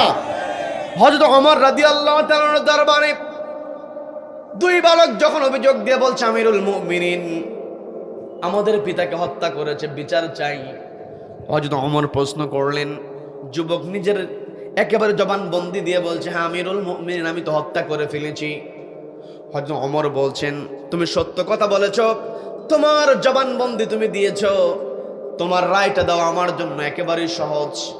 এই মুহূর্তে তোমার রায়টা আমি দিতে পারি, কিন্তু তোমাকে আমি প্রশ্ন করি, তুমি এদের পিতাকে কেন হত্যা করলে? ওই যুবক জবাব দিয়ে বলছে, আমিরুল মুমিনিন, এদের দুই পিতাকে মেরে ফেলার কোনো টেন্ডেন্সি আমার ছিল না। ঘটনা শুনবেন নাকি মনোযোগ দেব? শুনবেন।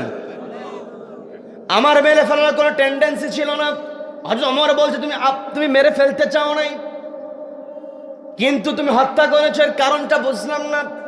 ওই যুবক বলছে, আমিরুল মুমিনিন, আমি এই পথ দিয়ে যাচ্ছিলাম, দীর্ঘ পথ আমি পাড়ি দিয়েছি। লম্বা জার্নি করার কারণে আমার শরীরটা ক্লান্ত হয়ে গিয়েছে। আমি আমার উটের উপরে বসেছিলাম। আমার চোখে যখন ঘুম ঘুম ভাব চলে এসেছে, আমি চিন্তা করলাম এই মুহূর্তে আমার আর জার্নি করা ঠিক হবে না, একটু বিশ্রাম নেওয়া দরকার। আমি আমার উট থেকে নেমে গেলাম। উট থেকে নেমে বিশ্রাম নিতে লাগলাম। একটা পর্যায়ে গভীর ঘুমে আমি আচ্ছন্ন হয়ে গেলাম। ঘুম থেকে জেগে দেখি যেই জায়গাতে আমি আমার বাহন নামক উটটাকে রেখেছি, আমি ঘুম থেকে জাগার পরে সেই জায়গাতে আমি আমার উটটাকে আর দেখতে পেলাম না। আমি খুঁজতে লাগলাম আমার উটটা কোথায় গেল। খুঁজতে খুঁজতে গিয়ে দেখি একটা জমির পাশে মৃত অবস্থায় পড়ে আছে। আমি যখন কাছে গেলাম, গিয়ে দেখি আমার উটটা রক্তাক্ত জখম হয়ে পড়ে আছে। আমার আর বুঝতে বাকি রইল না, কেউ না কেউ আঘাত করে আমার উটটাকে হত্যা করেছে।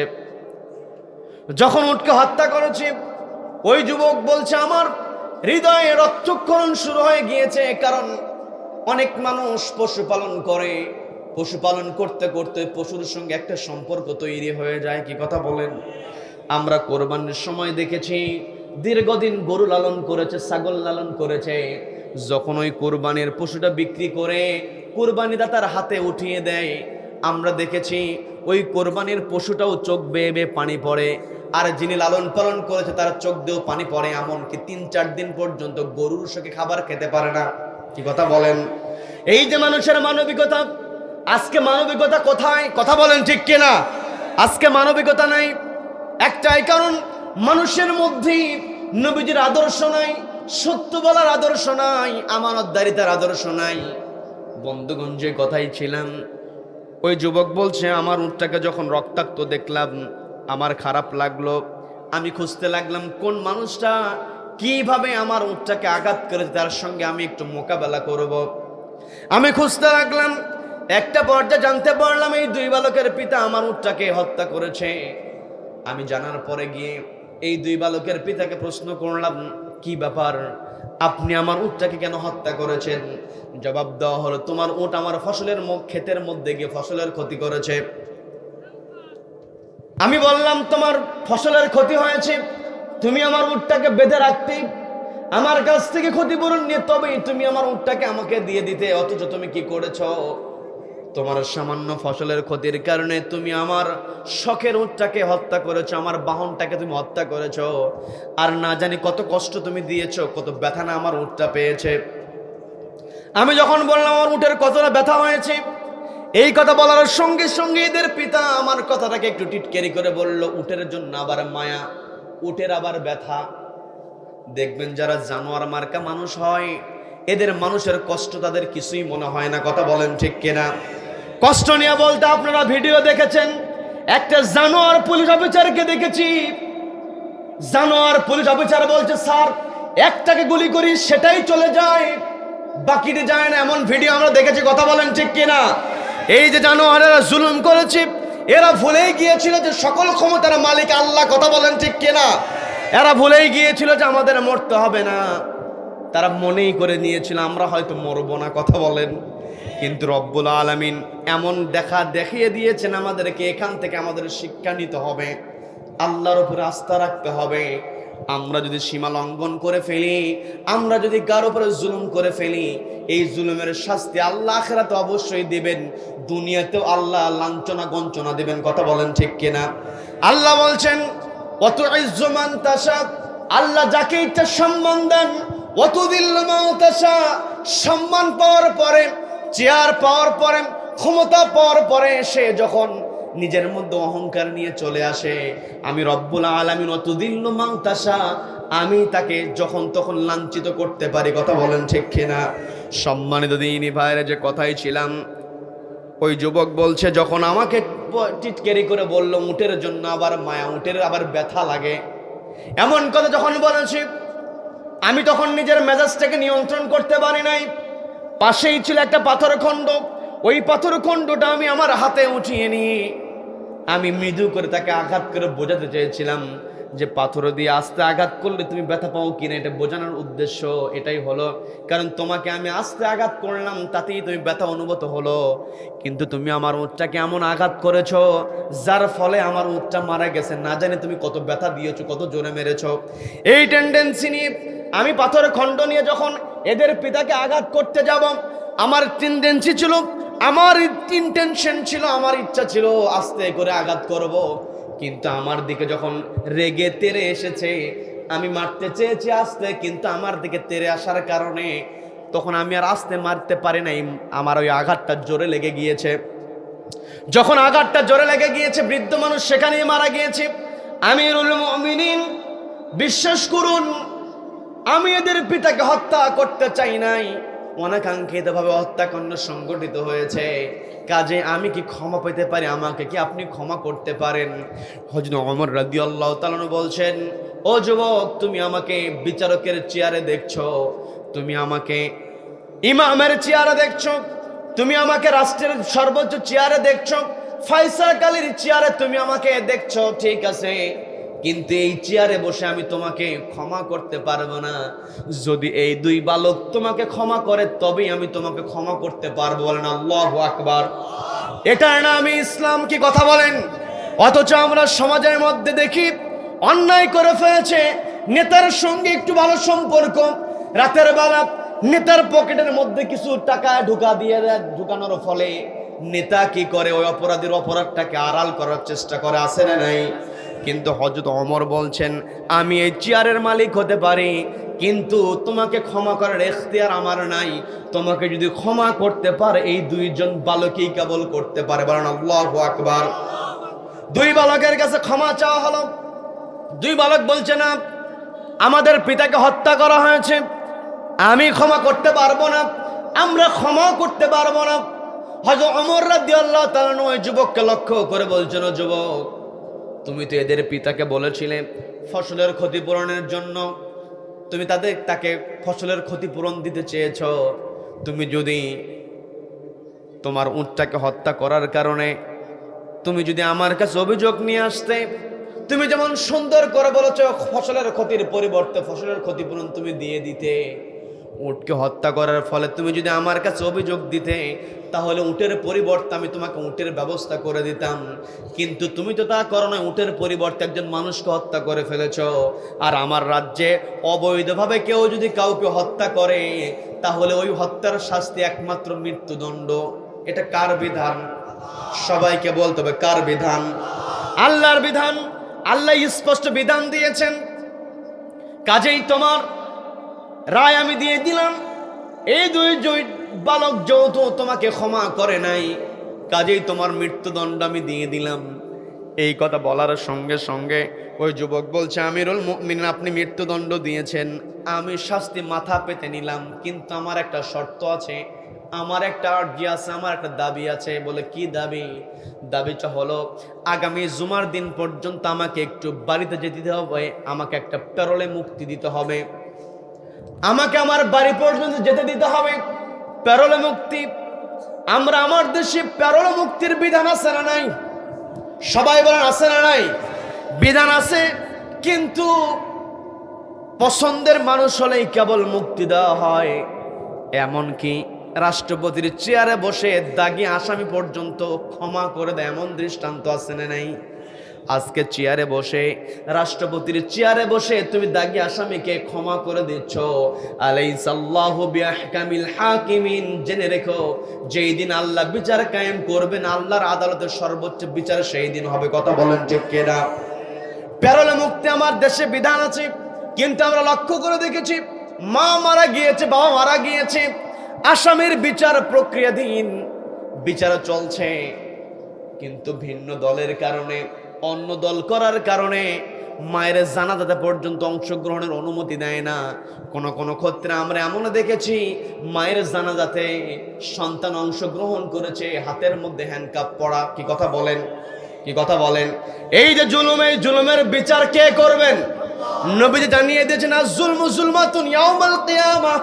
এই পৃথিবীতে যারা জালিম হবে, জুলুম করবে, কিয়ামতের কঠিন ময়দান তাদের কাছে অন্ধকার হয়ে যাবে। কথা বলেন ঠিক কিনা? সম্মানিত বন্ধুগণ, যে কথাই ছিলাম, হযরত ওমর রাদিয়াল্লাহু তাআলা আনহুর কাছে যখন বলা হলো আমাকে আগামী জুমার দিন পর্যন্ত প্যারোলে মুক্তি দিতে হবে, হযরত ওমর রাদিয়াল্লাহু তাআলা আনহু বলছেন, তোমাকে আমি প্যারোলে যে মুক্তি দেব, বাড়ি পর্যন্ত যে যেতে দিব, তোমার পরিবর্তে একজন জিম্মাদার তোমাকে এখানে নিয়োগ করতে হবে। তুমি জিম্মাদার নিয়োগ করো। ওই যুবক বলছে, আমিরুল মুমিনিন, এই জায়গা তোমার অপরিচিত জায়গা, আমি তো মুসাফির মানুষ, কোনো বন্ধু বান্ধব, কোনো আত্মীয় স্বজন তো আমার এই এলাকায় নাই, কাজে আমি কাকে জিম্মাদার নিয়োগ করবো, আমার জিম্মাদারি গ্রহণ করবে এমন তো কেউ নাই। হযরত ওমর বলছেন, যদি কোনো জিম্মাদার তুমি নিয়োগ করতে না পারো তাহলে আমার কোনো উপায় নাই, কারণ তুমি যদি তোমার পরিবারের কাছে গিয়ে আর ফিরে না আসো, তুমি এখান থেকে ছেড়ে দেওয়ার পরে তুমি যদি চলে যাও আর ফিরে না আসো, আর এই দুই বালক যদি কিয়ামতের কঠিন ময়দানে আল্লাহর কাছে অভিযোগ করে যে আল্লাহ, হযরত ওমরের কাছে আমরা আসামি দিয়েছিলাম কিন্তু আসামিকে শাস্তির আওতায় হযরত ওমর আনতে পারে নাই, কিয়ামতের ময়দানে যদি এই দুই বালক অভিযোগ দিয়ে দেয়, আমি হযরত ওমর ওই কিয়ামতের ময়দানে এক পা সামনে আগাতে পারবো না। বলেন আল্লাহু আকবার। কেমন শাসক তারা ছিলেন! দুইজন ইয়াতীম মানুষ, তিনি চাইলে বিচার নাও করতে পারতেন। কথা বলেন ঠিক কিনা? যুবক হযরত ওমরকে বলছে, আমিরুল মুমিনিন, আমি আমার পরিবারের সঙ্গে সাক্ষাতের জন্য, চির বিদায় নেওয়ার জন্য আমি বাড়িতে যাব না। আমার বাড়িতে যাওয়ার উদ্দেশ্য হলো, আমার বাবা যখন দুনিয়া থেকে বিদায় হয়েছেন, কিছু আমানত আমার বাবা আমার কাছে জমা রেখে গিয়েছিলেন, যেটা ছিল আমার ছোট ভাইয়ের। বলবো নাকি মনাজাত দেব? বলবো। আমানতটা আমার ছোট ভাইয়ের আমি বুঝিয়ে দেই নাই। এমতো অবস্থায় আমার যদি মৃত্যুদণ্ড কার্যকর হয়ে যায় আর আমার ভাইকে যে আমি আমানত বুঝিয়ে দিলাম না, কিয়ামতের কঠিন ময়দানে আমি তো আমানতের খেয়ানতকারী হিসেবে উঠে যাব। আমি তো এটা আমানতের খেয়ানত করলে যে জাহান্নামে থাকতে হয়, আমি তো জাহান্নামে যেতে পারবো না।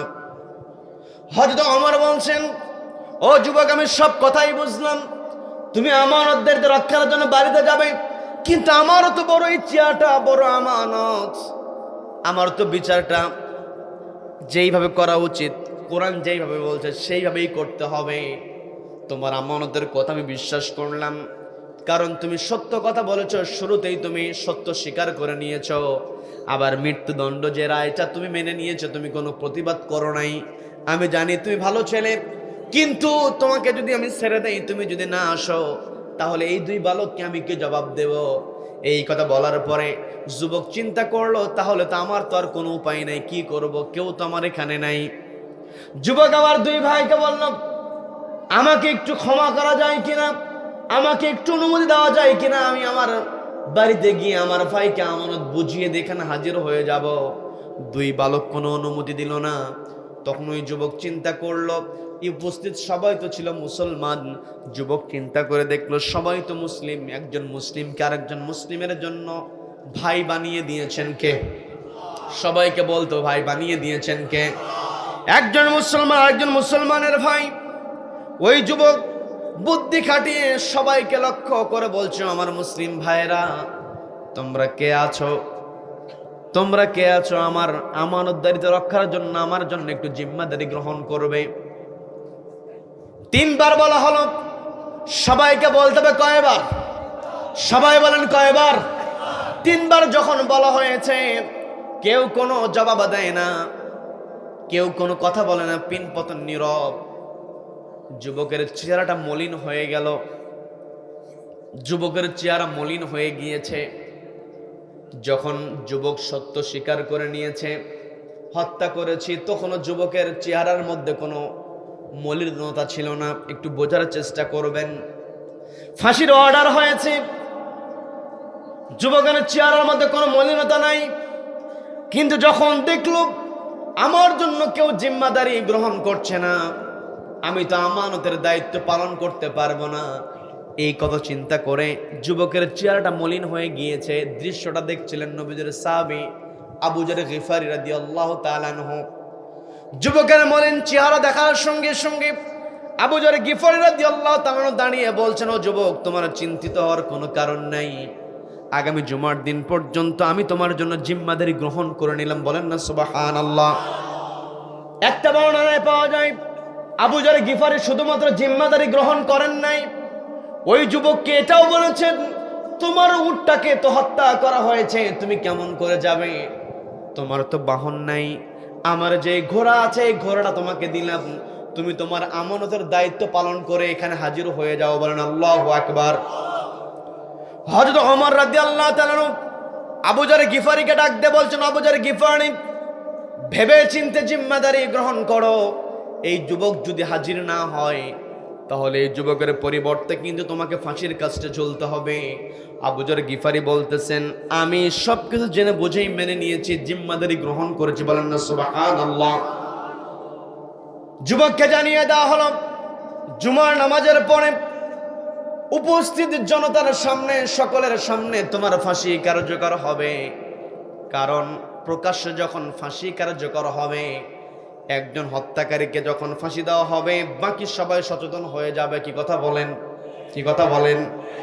এই যে আমার দেশে কত অ্যাক্সিডেন্ট হয়, আমরা তো হত্যার খবর দেখি প্রত্যেক দিন পত্রিকায় দেখবেন, টিভি সংবাদে দেখবেন, যেখানেই দেখেন রোড অ্যাক্সিডেন্টের সংবাদ আছে না নাই?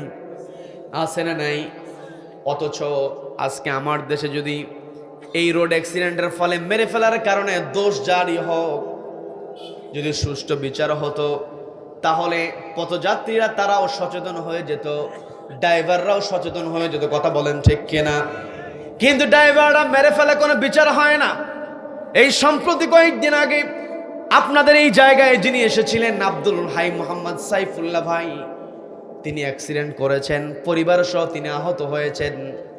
শুধুমাত্র তিনি নয়, প্রত্যেক দিন যে আমার দেশে এই যে অ্যাক্সিডেন্ট যেটা হয়, এই অ্যাক্সিডেন্টের প্রকৃত বিচার যদি হতো তাহলে রাস্তাঘাট আমাদের জন্য নিরাপদ হয়ে যেত। কথা বলেন ঠিক কিনা? তিনি অসুস্থ, কোরআনের দায়ী, তিনি ভালো কথা বলেন, আমরা তার জন্য দোয়া করে আল্লাহ তাকে সুস্থ করে দিন। বলেন আমিন। আবার অ্যাক্সিডেন্টের ক্ষেত্রে আমাদের মনের মধ্যে কিছু সংশয় এসে যায় যে তাকে কি আসলে ট্রাক চাপাতে মেরেই ফেলা হলো কিনা, কারণ আমরা ভয় করি। তিনি যুবকদেরকে সুন্দর করে মোটিভেশন দিয়ে থাকেন। সম্প্রতি আমার পার্শ্ববর্তী দেশ, আমাদের অনেকেই তাদেরকে বন্ধু বলে, কিন্তু তারা তো বন্ধু নয়, তারা হলো বন্দুক। কথা বলেন ঠিক কিনা? সীমান্তে আমাদের দেশের মানুষ যখনই চলে যায় সেখানে দেখা মাত্র গুলি করে। কথা বলেন ঠিক কিনা? অথচ তারা নিজেদেরকে বন্ধু দাবি করে। আবার কিছু খবর তিনি দেখলাম, আব্দুল হাই মোহাম্মদ সাইফুল্লাহ ভাই হাফিজাহুল্লাহ, আল্লাহ তাকে সুস্থ করে দিন। বলে না আমিন। পরিবারের সন্তান স্ত্রীদেরকে আল্লাহ সুস্থ করে দিন। বলে না আমিন।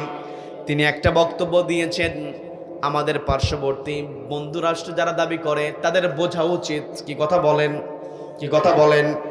তারা একটা খবর দেখেছি আমরা, আব্দুল হাই মোহাম্মদ সাইফুল্লাহ ভাই সে খবরটা বলেছে, চট্টগ্রাম নিয়ে তারা ষড়যন্ত্র করছে, আমার দেশের চট্টগ্রাম নিয়ে তারা ষড়যন্ত্র করছে। কিন্তু আমাদেরকে সতর্ক থাকতে হবে। আমাদের ছাত্র জনতা যেই দৃষ্টান্ত স্থাপন করেছে, কোন বাতিল শক্তি, কোন পরাশক্তি যদি আমাদের দেশের 1 ইঞ্চি মাটির দিকে তাকায়, ওই চোখগুলো আমরা একতাবদ্ধ হয়ে তুলে ফেলবো। কথা বলেন ঠিক কিনা? আমরা আমাদের ইতিহাস, রক্ত ঢেলে দেওয়ার ইতিহাস। কথা বলেন ঠিক কিনা? এই যে বাংলায় কথা বলছি, পৃথিবীর একমাত্র আমরাই বাঙালি জাতি, আমরাই বাংলাদেশি, বাংলা ভাষাভাষী মানুষ যারা আমরা রক্ত দিয়ে আমাদের রাষ্ট্রভাষা পেয়েছি। কথা বলেন ঠিক কিনা? কাজেই আমরা রক্ত ঝরাতে পারি। 71 রক্ত ঝরেছে, 24 রক্ত ঝরেছে। আবার যদি কেউ আমার দেশের দিকে নজর দেয়, ঐক্যবদ্ধভাবে আমরা আবারও দরকারে রক্ত দিয়ে দিব। কথা বলেন ঠিক কিনা?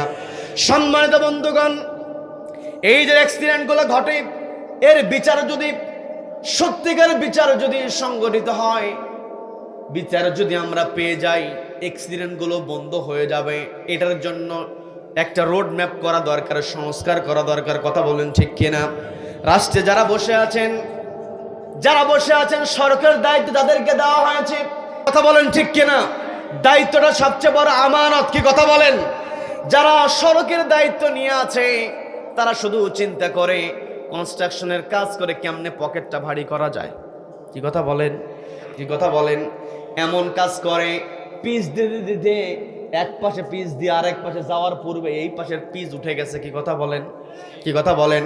আজকে যদি কোরআনের আলোকে এই সমস্ত চোরদের হাত কেটে দেওয়া হতো, একটা কন্ট্রাক্টরের হাত কেটে দিলে বাকি কন্ট্রাক্টর এমনিতেই সোজা হয়ে যেত। কি কথা বলেন? এই কথাগুলোই যখন আমরা বলি তখনই আমরা খারাপ হয়ে যাই। কি কথা বলেন? কিন্তু যতই তোমরা আমাদেরকে খারাপ বলো, তোমাদের কাছে আমরা খারাপ হতে পারি, কিন্তু যারা সত্য কথা বলে, যারা আমানতদারিতা রক্ষা করে, তারা কখনো আমাদেরকে খারাপ বলবে না। আর সত্যবাদীরা যখন আমাদেরকে ভালো বলে, আল্লাহ আমাদেরকে ভালোবাসবেন। কথা বলেন ঠিক কিনা? সম্মানিত বন্ধুগণ, যে কথাই ছিলাম, হযরত ওমর রাদিয়াল্লাহু তাআলার দরবারে বিচার হচ্ছে। আবু যর গিফারি বললেন, ভাই তোমার তো উটটা হত্যা করা হয়েছে, তোমার বাহন তো নেই, আমার ঘোড়াটা নিয়ে তুমি বাড়ি থেকে ফিরে আসো। আবু যর গিফারি জিম্মাদারি গ্রহণ করলেন, আর বেশি সময় নিব না, একটু পরে মোনাজাত দিয়ে দেব, কারণ আমাদের আবার ফজরের নামাজ পড়তে হবে। কথা বলেন ঠিক কিনা? সারা রাত আলোচনা শুনে যদি ফজরের নামাজ না হয়, তাহলে এই আলোচনা আমাদের জন্য কোনো ফলপ্রসূ হবে না, বরং গজব হবে। কি কথা বলেন? এই দিকে আমি খেয়াল করেছি, আর অল্প সময় নিব, বিরক্ত হবেন নাকি? আবু যর গিফারি রাদিয়াল্লাহু তাআলা জিম্মাদারি গ্রহণ করলেন। যুবক বাড়িতে গেল, অনেক কথা আছে। যুবক বাড়িতে তার দায়িত্ব পালন করে রওনা হয়েছে। দিন অতিবাহিত শুরু হয়েছে। এইদিকে নির্ধারিত দিন, জুমার দিন, জুমার নামাজের পরে প্রকাশ্যে হযরত ওমর রাদিয়াল্লাহু তাআলা বিচার করবেন ঘোষণা দিয়েছেন। জুমার নামাজের আগেই ওই দুই বালক এসে হাজির হয়েছে। এসে বলছে, আমিরুল মুমিনিন, আপনার কাছে বিচার চেয়েছি, আমাদের পিতার হত্যাকারী তো এখন হাজির হলো না। ওই যে আবু যর গিফারি জিম্মাদারি নিয়েছে, আমরা কিন্তু দয়া দেখাতে পারবো না। আমরা এসেছি জুমার নামাজের পরে ফাঁসি কার্যকর হবে, এটাই আমরা দেখব। হযরত ওমর রাদিয়াল্লাহু তাআলা জুমার খুতবা দিবেন, আজান হয়ে গিয়েছে। আবু যর গিফারিকে ডাক দিয়ে বলছেন, আবু যর গিফারি, তুমি তো জিম্মাদারি গ্রহণ করেছো, কিন্তু ওই যুবকের তো কোনো খবর নাই। আজকে জুমার পরে আরেকটা বর্ণনায় পাওয়া যায় আসরের নামাজের পরে, অর্থাৎ সূর্যাস্তের পূর্বে, এই যে জুমার নামাজের সময় হয়ে গিয়েছে, ওই যুবক যদি নামাজ পর্যন্ত আর না আসে, নামাজের পরে আমি তো ঘোষণা দিয়েছি এই দুই বালক হাজির হয়েছে, তুমি প্রস্তুত থেকো। যুবক যদি এর মধ্যে এসে যায়, যুবকের ফাঁসি কার্যকর হবে। আর যুবক যদি না আসে, তুমি নিরপরাধ হলেও তুমি তো অপরাধীকে সহযোগিতা করেছো, তোমাকেও ফাঁসির কাস্টে ঝুলতে হবে। شفاعة حسنة يكن له نصيب منها ومن يشفع شفاعة سيئة يكن له كفل منها। আল্লাহ জানিয়ে দিলেন, মান ইয়াশফা শাফাআতান হাসানাতান ইয়াকুল লাহু নাসীবুম মিনহা, যে ব্যক্তি ভালো কাজে সুপারিশ করবে, সহযোগিতা করবে, ওই ভালো কাজের একটা ফলাফল তার আমলনামায় যুক্ত হবে।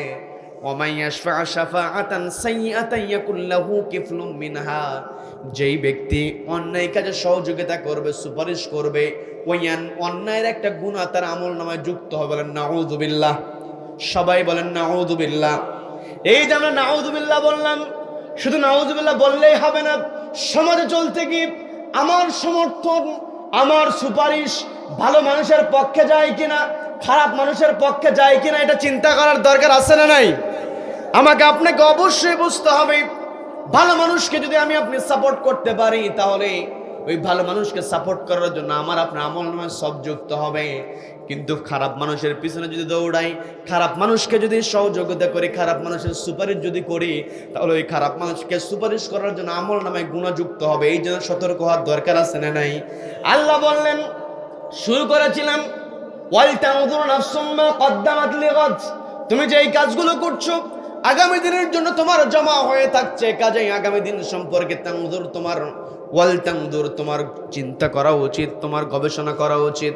বন্ধুগণ, যে কথাই ছিলাম, হযরত ওমর রাদিয়াল্লাহু তাআলা বলে দিলেন, প্রস্তুত থাকো। নামাজ সম্পন্ন হয়েছে, যুবকের কোনো খবর নাই, উপস্থিত সবাই কথা বলা বলি করছে। আজকে তো একটা কঠিন হৃদয় বিদারক ঘটনা ঘটবে। অপরাধ করেন আবু যর গিফারি, কোনো অপরাধ করে নাই, অথচ অপরাধ না করার পরও অপরাধীকে সহযোগিতা করার কারণে, অপরাধীর জিম্মাদারি গ্রহণ করার কারণে আবু যর গিফারিকে তো ফাঁসির মঞ্চে ঝোলানো হবে, ফাঁসির কাস্টে ঝোলানো হবে। অনেকে বলা বলি করছে, কি ভুলটাই না আবু যর করলো, চেনা নাই জানা নাই, এই যুবকের জন্য কেন জিম্মাদারি গ্রহণ করলো? অনেকেই তো কাছের মানুষ যারা আছে কান্নাকাটি করছে, কারণ আমার আপনার কাছের মানুষ যদি বিপদে পড়ে আমি আপনি কান্নাকাটি করি, কথা বলেন ঠিক কিনা? অনেকে অনেক কথা বলছে। একটা পর্যায়ে হযরত ওমর রাদিয়াল্লাহু তাআলা সবাইকে সতর্ক করে বলে দিলেন, যেহেতু ওই যুবক আর আসছে না, কাজে এই মুহূর্তে আমি অর্ডার দিয়ে দিলাম আবু যর গিফারিকে তার ফাঁসির মঞ্চে নিয়ে যাও, তার কল্লাটা আলাদা করে দাও, ফাঁসির রশি তাকে ঝুলিয়ে দাও। যখন এই অর্ডার দেওয়া হলো, আবু যর গিফারি রাদিয়াল্লাহু তাআলা ফাঁসির মঞ্চের দিকে এগিয়ে যান, জল্লাদ রেডি, ফাঁসির কাছে তাকে ঝোলানো হবে, দুনিয়া থেকে বিদায় করা হবে। সবাই পিনপতন নীরব তাকিয়ে দেখছে, অনেকেই কান্নাকাটি করছে। হঠাৎ করে মাঝখান থেকে একজন চিৎকার দিয়ে উঠেছে। মাঝখান থেকে যখন একজন চিৎকার দিয়ে ওঠে, সবার মনোযোগ ছিল আবু যর গিফারির দিকে, কিন্তু চিৎকার দেওয়ার সঙ্গে সঙ্গে সবার মনোযোগ চলে গেছে ওই চিৎকারকারীর দিকে। এই জায়গায় আপনারা সবাই আমার দিকে তাকিয়ে কথা শুনছেন। মাঝখান থেকে কেউ যদি চিৎকার দিয়ে ওঠে, কেউ আমার দিকে তাকাবেন না, তার দিকে তাকাবেন। কেউ আবার পরীক্ষা করার দরকার নেই। যখন চিৎকারকারী চিৎকার দিয়ে উঠেছে, সবাই বলতেছে, কি ব্যাপার, তোমার আবার কি হলো? আবু যর গিফারিকে নিয়ে তো আমরা পেরেশানির মধ্যে আছি, তুমি আবার চিৎকার চেঁচামেচি করার কারণটা কি? ওই চিৎকারকারী জবাব দিয়ে বলছে, ওই যে তোমরা সবাই তো তাকিয়ে আছো আবু যর গিফারির দিকে, কিন্তু আমার নজরটা চলে গিয়েছে পথের দিকে, দেখি তো কেউ আসে কিনা, যুবকটা আসে কিনা। এই আশা নিয়ে আমি তাকিয়ে আছি, দেখো দূর থেকে কোন সওয়ারি যেন মরুভূমির পথে এগিয়ে আসতেছে। আমরা একটু অপেক্ষা করি, হলেও তো ওই সওয়ারি ওই যুবক হতে পারে। যদি ওই যুবক না হয়, আমরা না হয় অপেক্ষা করি, যুবক যদি নাই হয় তখন নয় আবু যর গিফারির ফাঁসি কার্যকর হবে, একটু অপেক্ষা করা হোক। হযরত ওমর রাদিয়াল্লাহু তাআলাকে বলা হলো, খলিফাতুল মুমিনিন, আমিরুল মুমিনিন, আপনি অনুমতি দিয়ে দেন, আমরা একটু অপেক্ষা করি। হযরত ওমর রাদিয়াল্লাহু তাআলা বলছেন, আমি আমার অর্ডার দিয়েছি, আমি আমার চূড়ান্ত অর্ডার দিয়েছি, এই অর্ডার বাস্তবায়িত হবে। এখন এই অর্ডার যদি ঠেকাতে হয়, আমি ওমর ঠেকাতে পারবো না। এই দুই বালক যদি অনুমতি দেয় তবেই এই অর্ডার ঠেকবে। বলেন আল্লাহু আকবার, বলেন আল্লাহু আকবার। হযরত ওমর বলতে পারতেন, ঠিক আছে অপেক্ষা করো, কিন্তু চেয়ারটাকে তারা আমানত মনে করে নিয়েছেন। আমানত মনে করার কারণে তিনি হুকুম দিলেন না, বললেন তোমরা এই দুই বালককে ম্যানেজ করে যদি অপেক্ষা করতে পারো তবেই অপেক্ষা করা যাবে। এটা হলো ইসলামের ইতিহাস। আমি বানিয়ে বলছি নাকি? বানিয়ে বলছি। আজকে যদি ইসলাম থাকতো তাহলে সমাজের মধ্যে এইরকম অন্যায় হতো না, কথা বলেন ঠিক কিনা? আজকে যদি ইসলাম থাকতো কোনো সিন্ডিকেটকারীর সিন্ডিকেট করা সম্ভব হতো না। গরিব মানুষ আজকে বাজার করতে যায়, চিন্তা করে কোন জিনিসটা না নিলেও চলে। কি কথা বলেন? কিন্তু হযরত ওমর রাদিয়াল্লাহু তাআলা আনহু তিনি রাতের বেলা বিছানায় ঘুমাতে যাবেন, পিঠটা বিছানায় ঠেকিয়েছেন। নবীজির ওই হাদিসের কথা মনে পড়েছে, ফাল আমিরু রাইন আলান নাস, যারা আমির হবে, নেতা হবে, আলান নাস, তারা মানুষের উপরে রাইন, দায়িত্বশীল। এই কথা মনে হওয়ার পরে হযরত ওমর আর ঘুমাতে পারেন না। অথচ আমার দেশে যারা দায়িত্ব পালন করেন, সামান্য একটা মেম্বার হয়ে যায়, ইউনিয়ন চেয়ারম্যান হয়ে যায়, এমপি হয়ে যায়, কিছুই থাকে না, 2 বছরের মাথায় শত শত কোটি টাকার মালিক হয়ে যায়। কথা বলেন ঠিক কিনা? আজকে ইসলাম থাকলে, আজকে কোরআনের আলোকে বিচার হলে, কলমের খোসা দিয়ে কেউ কোটি কোটি টাকা ইনকাম করতে পারতো না, চুরি করতে পারতো না। কথা বলেন ঠিক কিনা? আজকে আমার আপনার সামনে জুতা চোর চলে আসলে জুতা চোরকে আমরা মারতে যাই, অথচ কলমের খোসা দিয়ে যে অফিসার লক্ষ লক্ষ টাকা আত্মসাৎ করে ওই অফিসারকে আমরা সালাম দেই। কথা বলেন। আজকে সবকিছু আমরা উল্টায় ফেলেছি। এই উল্টানো বিধান, এই উল্টানো সিস্টেমকে যদি সিধা করতে হয় তাহলে একটি কিতাবকে বাস্তবায়ন করতে হবে। সেই কিতাবের নাম কি? সবাইকে বলতে হবে কিতাবের নাম কি?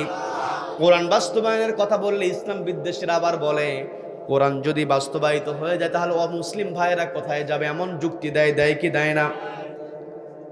এরা যুক্তি দিয়ে দেয়।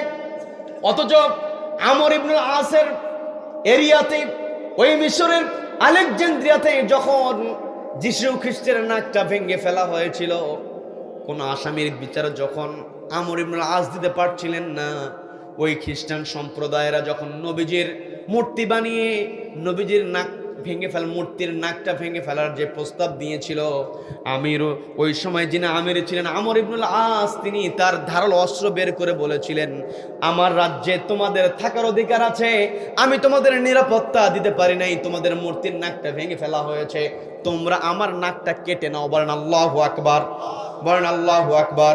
তার মানে ইসলামী জনপদে অমুসলিমরা সর্বোচ্চ নিরাপদে থাকবে। কথা বলেন ঠিক কিনা? এই দেশটা সবার, এই দেশে যারাই জন্মগ্রহণ করেছে সে যে ধর্মেরই হোক না কেন, এই দেশে তার সর্বোচ্চ অধিকার আছে। কথা বলেন ঠিক কিনা? কিন্তু এক শ্রেণী আমার দেশের অমুসলিম ভাইদেরকে নিয়ে রাজনীতি করতে চায়। কি কথা বলেন? অমুসলিম ভাইরাও সচেতন হওয়া শুরু করেছে। কথা বলেন ঠিক কিনা?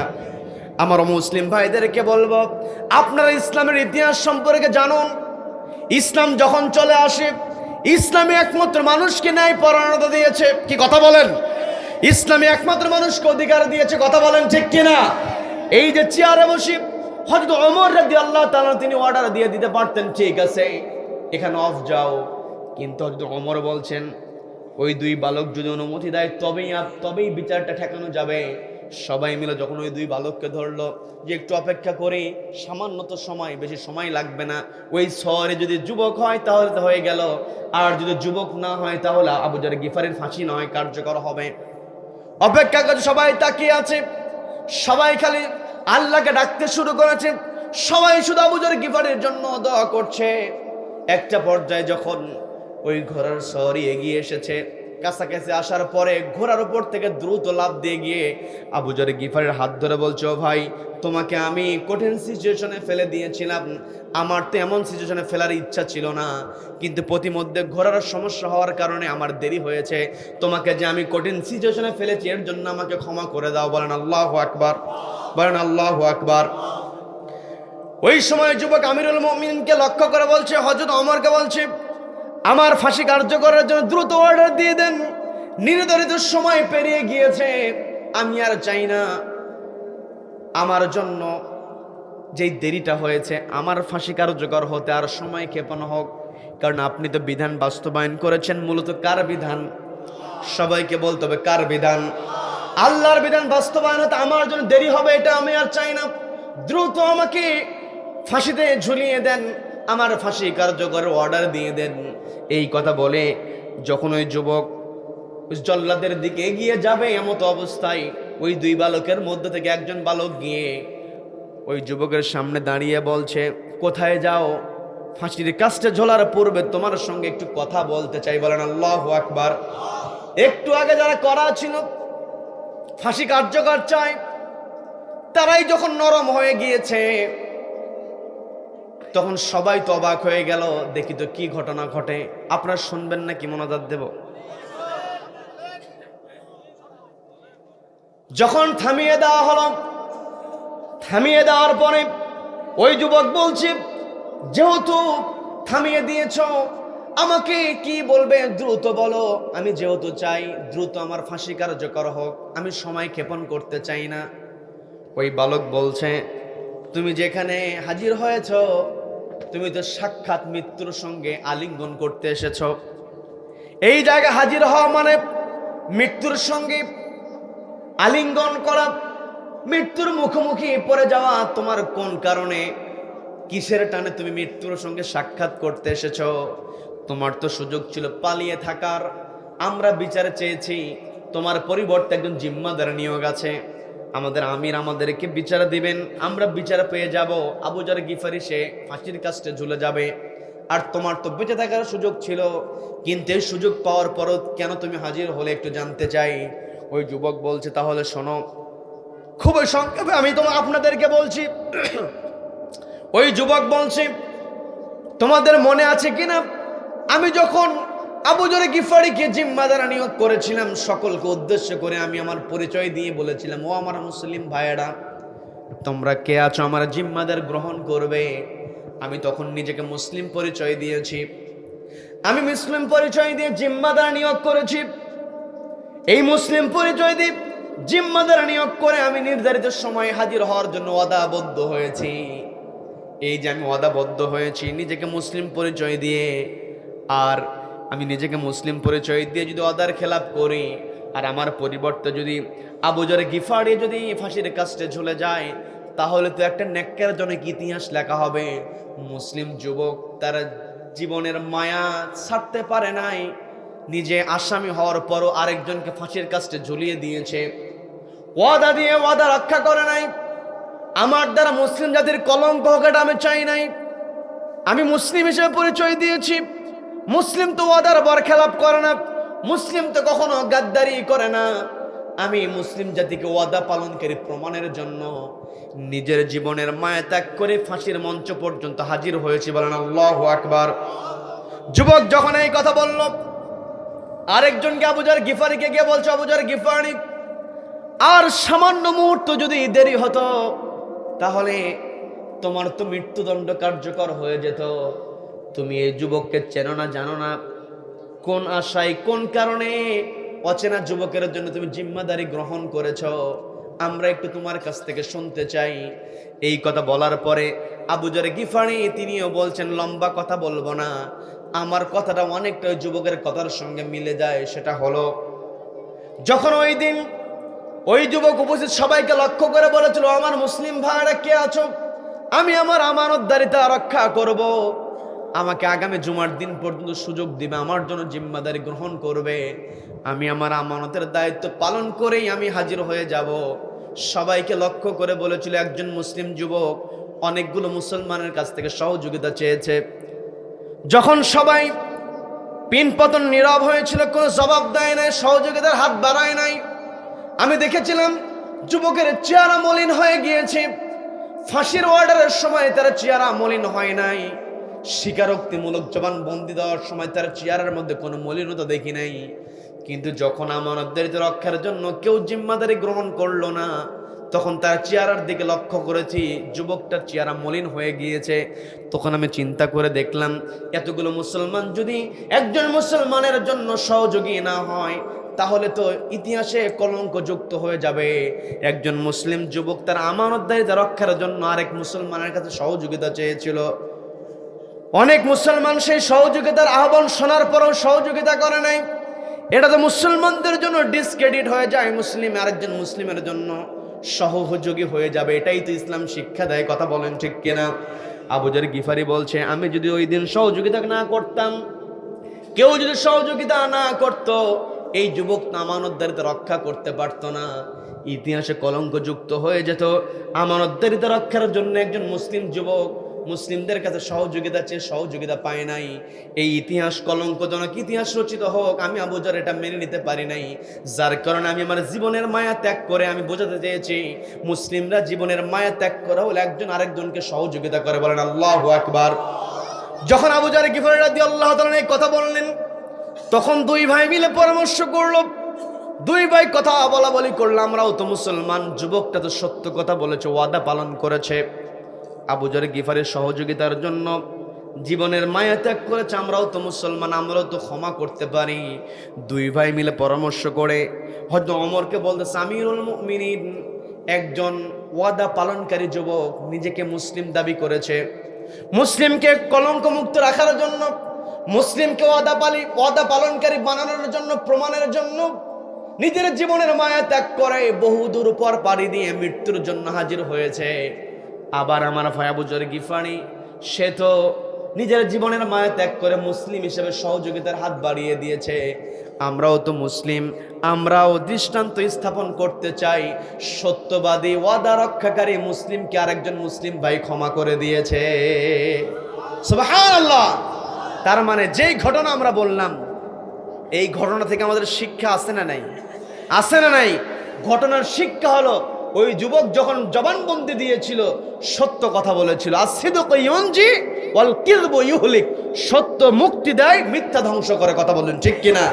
মিথ্যা বলতে বলতে মিথ্যাকেই সত্য বানিয়ে নিয়েছিল, যার কারণে একটা সময় পালাতে বাধ্য হয়েছে। কথা বলেন ঠিক কিনা? আলেম ওলামাদের বিরুদ্ধে কথা বলেছে, আলেম ওলামাদেরকে হত্যা করেছে, গুলি করেছে, জাতির সামনে মিথ্যা কথা বলেছে। ওই শাপলা চত্বরে নাকি আলেম ওলামারা রং মেখে শুয়েছিল। বলেন নাউযুবিল্লাহ। এত মিথ্যা কথা বলেছে, যার কারণে একটা পর্যায়ে আল কিযবু ইউহলিক, সত্য যারা বলে তারা মুক্তি পায়, আর মিথ্যা আল কিযবু ইউহলিক, মিথ্যা যে মানুষকে ধ্বংস করে, এর প্রমাণ আমরা পেয়েছি। কথা বলেন ঠিক কিনা? কাজে আমাদেরকে যে আল্লাহ বিজয় দিয়েছেন, আমাদেরকে সতর্ক হতে হবে। কি কথা বলেন? কি কথা বলেন? আমাদেরকে সত্যবাদী হতে হবে। নবীজির আদর্শের কথা বলেছিলাম। নবীজির আদর্শের এক নম্বরের বৈশিষ্ট্য ছিল নবীজি সত্য কথা বলেছেন। ওই যুবকের মধ্যে সত্যবাদিতা ছিল। কথা বলেন ঠিক কিনা? দুই নম্বর, নবীজির আদর্শের কথা বলেছিলাম, নবীজি ছিলেন আমানতদার। ওই যুবকের মধ্যে আমানতদারিতা ছিল, যার কারণে ফাঁসির অর্ডার হওয়ার পরেও ওই যুবক ঘাবড়ে যায় নাই। ওই যুবক চেয়েছে আমাকে আমানতের জন্য আমাকে সুযোগ দিতে হবে। বলেন আল্লাহু আকবার। বলেন আল্লাহু আকবার।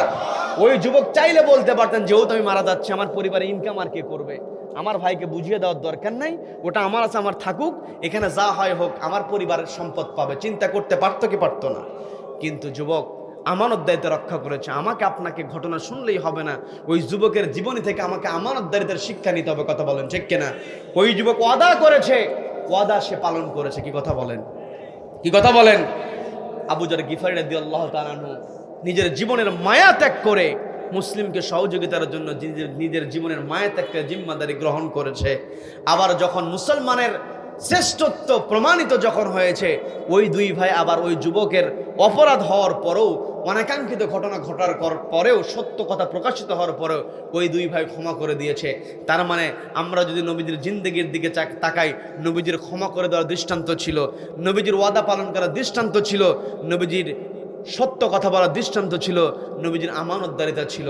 কাজেই আমাকে আপনাকে নবীজির জীবনী হিসেবে যদি আমাদেরকে আল্লাহ যে অর্ডার দিলেন, লাকাদ কানা লাকুম ফি রাসূলিল্লাহি উসওয়াতুন হাসানা, নবীজির যে উত্তম আদর্শটাকে আমাদের জন্য ম্যান্ডেটরি, বাধ্যতামূলক, অব্লিগেটরি বানিয়ে দিয়েছেন কে? কে বানিয়ে দিয়েছেন? আমাদেরকে অবশ্যই কম্পালসারি আল্লাহ রাব্বুল আলামিন বানিয়ে দিয়েছেন। এই পৃথিবীতে নবীজির আদর্শ ছাড়া অন্য কোন আদর্শের পিছনে তোমরা থাকতে পারবে না।